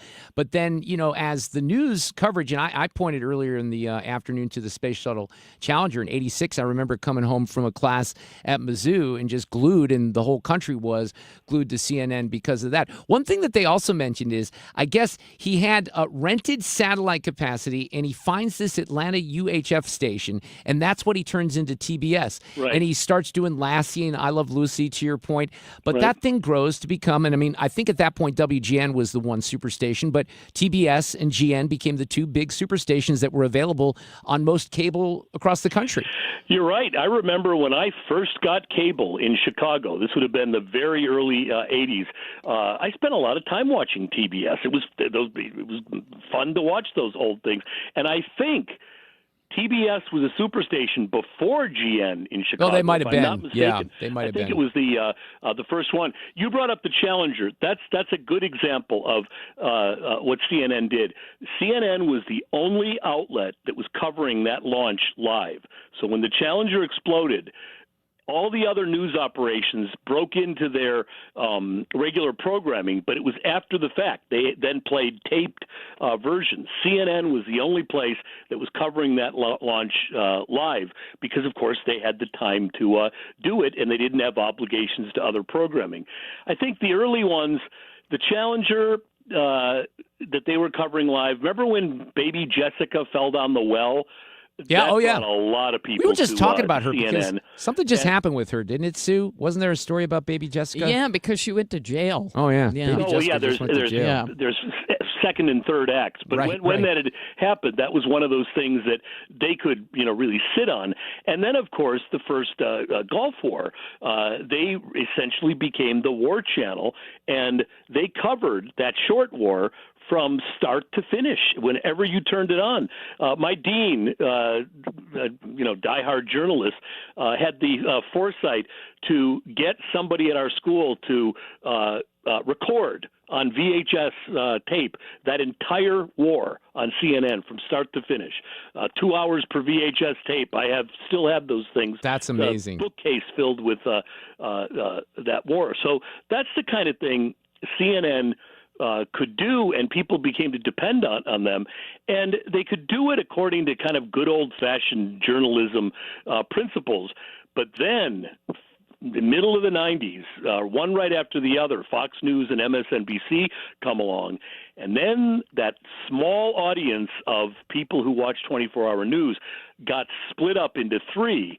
And that competition was kind of the beginning of the end of the real golden age period of 24-hour cable. I think you're right about 24-hour that, yeah. cable, which Ted Turner invented. Robert Thompson from Syracuse University. I just want to read one little paragraph here from the Washington Post because I thought it was interesting. So this goes back to when he was in school, and he's actually suspended. He's the best freshman sailor in New England, but he gets suspended for alcohol and rowdy behavior. So he's back on campus. He likes a teacher, and he says, the classics are going to be my major. And his dad writes to him and says, I almost puked on the way home today. I'm a practical man, and for the life of me, I cannot possibly understand why you would wish to speak Greek. With whom will you communicate in Greek? I think you're rapidly becoming a jackass. And then Turner responds to his dad's letter in the school paper without attribution. I mean, some of this stuff is just wacky that happened, right, Robert? Yeah, those that all sounds like vintage Ted Turner. Yes, it does. Well, okay, so he launches CNN 14 months before MTV gets launched. Oh, wow. And, of course, MTV was an easy call. It's cheap. It costs very little to do. It gets a young demographic. But the absolute audacity to say, I'm going to launch a 24-hour news network, hire people, ultimately become the greatest international news gathering operation ever. How he ever thought he could do that. And then in typical Ted Turner, kind of reminds me of the story you just told. When I think it was June 1st, 1980, they first launch it, and he does a little speech at a podium as it's about to be launched. And before we get to the very first news stories, he reads a little poem. This from somebody who wanted to be a classics major. Yeah. He launches the first 24-hour news operation with a poetry reading. That is interesting. Ted Turner, dead at the age of 87. You know, it's funny, Robert, because I have a friend, my friend Don Vickner. He's a radio guy down in Louisiana. He always jokes with me. The only time I ever call him is if there's a hurricane. And the only time we ever call you is when someone dies. And you said to my producer, hey, I do more than dead people. And he said something that I'm curious about this, that you had just done something on the 70th anniversary of the aluminum chair. Oh, this was a long time ago. Yeah, and I don't remember what anniversary it was. But you scratch the surface of the history of the aluminum lawn chair, and the history of America will eventually come spilling out. I bet. All that aluminum left over from the war, when the war ends, they need something to do with it. And lawn chairs was a perfect solution. That is perfect. Look, I always say, I love, and I'm so lucky to do what I, have always loved for a living on the radio. My friend George Gray, who is the voice for Drew Carey on The Price is Right. He's got a great gig. But I still put Robert Thompson's gig at the top of the heap because you have so much fun. We love having you on. Thank you so much. We're going to try to call. We're going to put this as a goal for 2026. Call Professor Thompson when someone doesn't die. How about that? That's a good. Well, Dick Van Dyke turned 100 in December. One of the last people from the really, that great broadcast era of television. We could talk about him before he dies. We'll try to do that. We'll set it as a goal. Robert, thanks a lot. Have a great week. You too. Thank you. Traffic from the 97.1 FM Talk Traffic Center. Well, he's awesome. Oh, it's always fun. I mean, we've had so many conversations over the years, and the depth of knowledge that he has is crazy. There's an accident eastbound 270. They've moved, and this is at Riverview. They've moved it from the left lane to the right lane. So we still have a jam back through 367. Westbound 70 is heaviest between Lindbergh and the Inner Belt. 64 is lined up Kings Highway out through McCausland, a little bit at 270. And we still have a jam on southbound 55. There was an accident earlier closer to 141. Now we have one reported just south of Butler Hill, so a slow go through there. If you are headed into Illinois, we look fine on the Poplar Street Bridge, but are slow on eastbound 70 at 64. And eastbound 64, we've got road work near 157, and that has caused a delay. I'm Sue Thomas, and that's traffic. 97.1 FM Talk, St. Louis Conservative. Sue, we actually there's an election going on right now for what they call the Board of Governors at the Missouri Athletic Club. And as a member, I get to vote on that. And then there's campaigning that goes along, right? So you'll get a message. Or yesterday, I had a voicemail from someone who said that they were a big fan of the show. Now, they may have been lying, but my votes went to the people who contacted me that said that they were a fan of the show. So if you're not going to win this election, it's not my fault because you didn't call me and say you could have lied. I still would have voted for you. But that election's going on here for the next couple of days, the leadership of the MAC. Now, look, on a serious note, we do some really, really important work at the Missouri Athletic Club for kids in Missouri. And we do something with what we call the Charitable Society for Children, pick out 3 different charities. This year's charities are Books for Newborns, Joshua's Great Things, which is an awesome organization that helps kids that have brain cancer, and then Missouri Kids, which is another organization that really, it's a bit micro-focused. It's on athletes who have serious injuries and their lives are changed forever. And they have a mission to make them rise above their challenges, create bold, independent futures. So awesome charities. You can always find out more and give generously at the MAC website, mac-stl.org, for the Missouri Athletic Club. Hey, it's Annie. Grab your clubs and head to Tamarack Golf Course on Friday, May 22nd for the St. Clair County Republicans annual golf tournament. Shotgun start, 18 holes, carts, contest, lunch, and great prizes. Learn more at 971talk.com/events.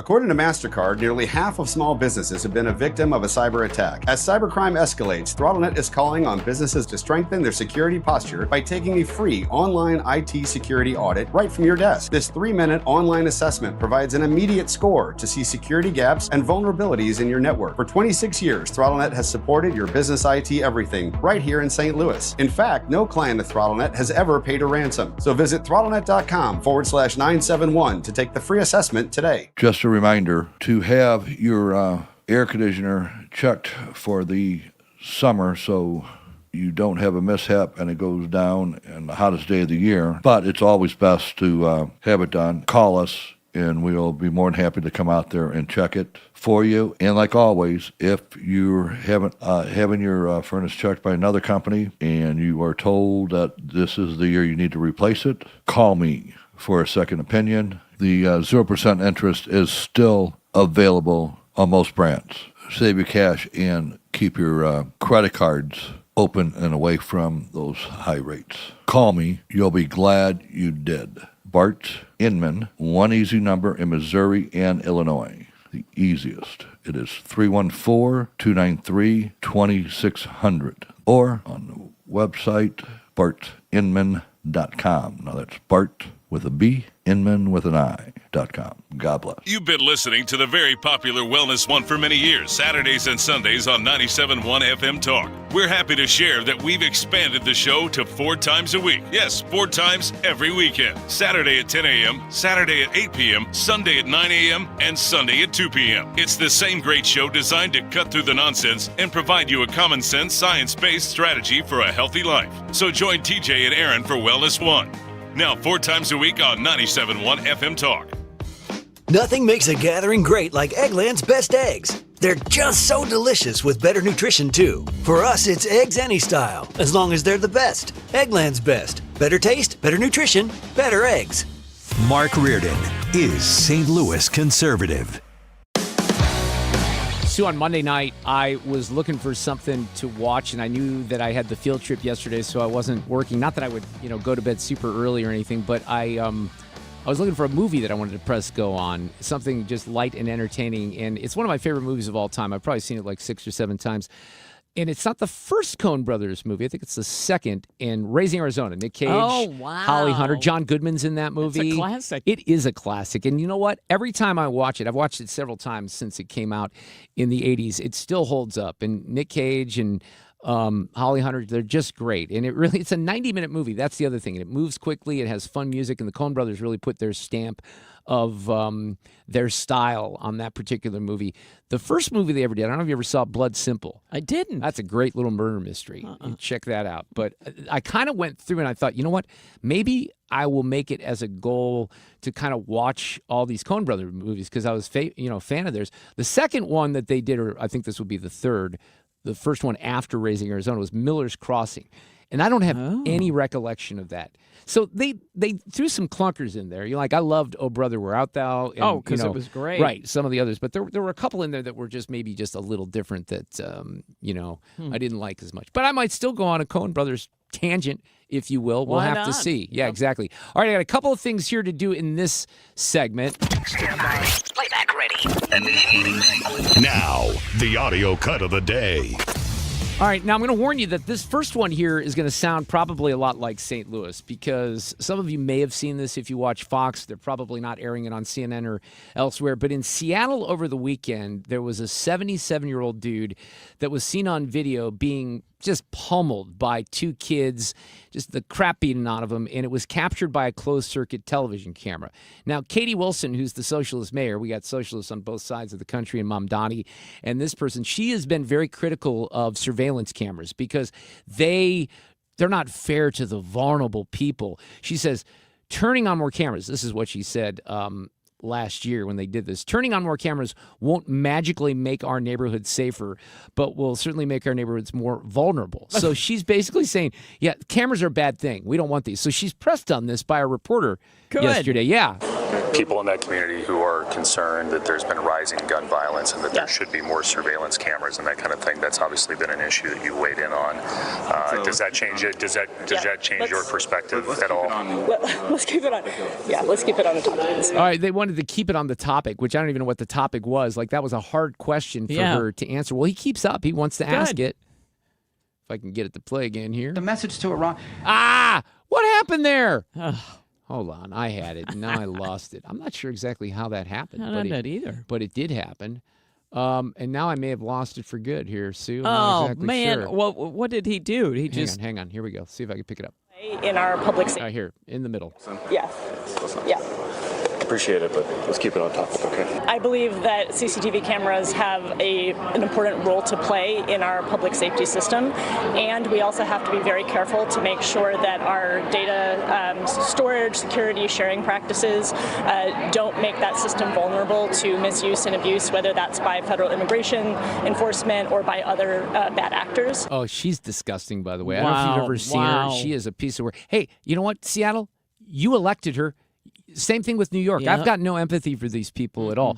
So this is what she says about cameras. And, look, let's face it. This is what, Megan Green and Rasheen Aldridge and the people on the board of aldermen here, it's what they believe. I'm not even convinced that Kara doesn't believe this at this point because she's not talking about crime. But Katie says we are deeply I want to make sure I get her name right because I was thinking about Katie Porter earlier. This is Katie Wilson. Yes, Katie Wilson says, we are deeply concerned that the expansion of these tools will create an infrastructure where federal agencies can more readily target vulnerable communities, including immigrants and refugees. So again, yeah, because they're protecting their... we're protecting that instead of the actual citizens. Right, exactly. And that's what she's about. That's what Brandon Johnson's about. That's what Mom Donnie's about. That's what Megan Green is about here in St. Louis. That's what they want to do. This is all very consistent with their philosophy and their ideology. On this next story, Sue, I'll kind of apologize in advance because there was a guy who was a Secret Service agent who was covering Trump's detail down in Miami that is now being accused of masturbating naked in a hotel hallway. Not making this up here. Here you go. A Fed. Committed the offense of indecent exposure. Accused of pulling a filthy criminal stunt. Mr. Spillman? United States Secret Service officer John Andrew Spillman busted for allegedly dropping his pants, pleasuring himself, and menacingly following hotel guests to the point they had to retreat to their room for safety, according to cops. So this is a disgusting story, and I don't want to minimize its disgustingness and, the crime committed. But this reporter cracked me up because he sounds like he's right out of like Inside Edition or A Current Affair. Yeah. An arrest form obtained exclusively by 7 News, stating a woman told deputies she and others immediately entered their room because she was in fear for their lives. 711 Northwest 72nd Avenue, the Doubletree Hotel.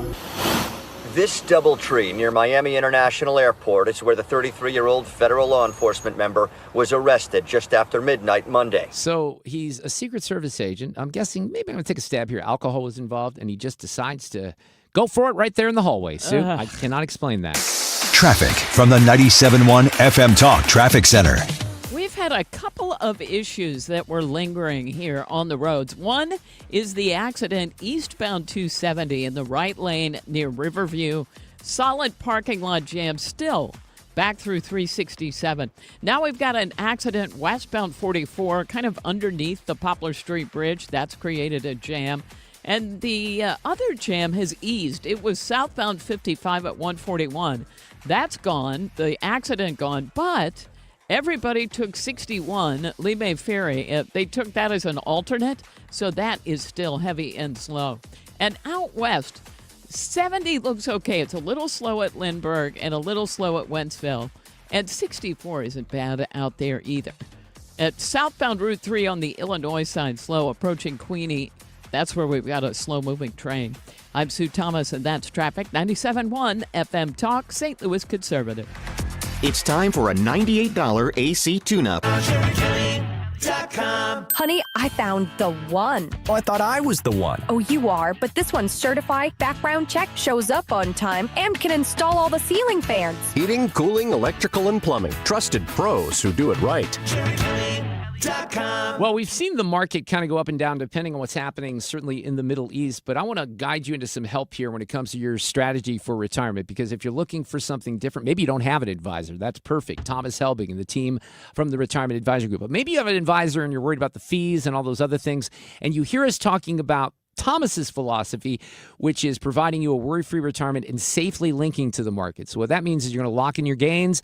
You're not going to have losses that way of your principal. They're going to make sure you have enough money to last through retirement. Now, it's not easy because inflation plays a process, but you're not doing yourself a favor by putting that meeting off. And they're going to use the Retirement Advisory Group plan. They'll look at your situation, determine your needs, come up with a customized strategy to make sure you reach your unique retirement goals. And by the way, just for coming in, you get a copy of their latest edition book, Your Key to a Worry-Free Retirement. So don't wait for the next seminar. Get on board with Thomas and the team today. Make an appointment. Call 314-993-9494. The website, retirementkey.com, for the official financial planners of this show, Thomas Helbig and the Retirement Advisory Group. For the last 33 years, you've discovered that at Banner Construction, we pride ourselves on quality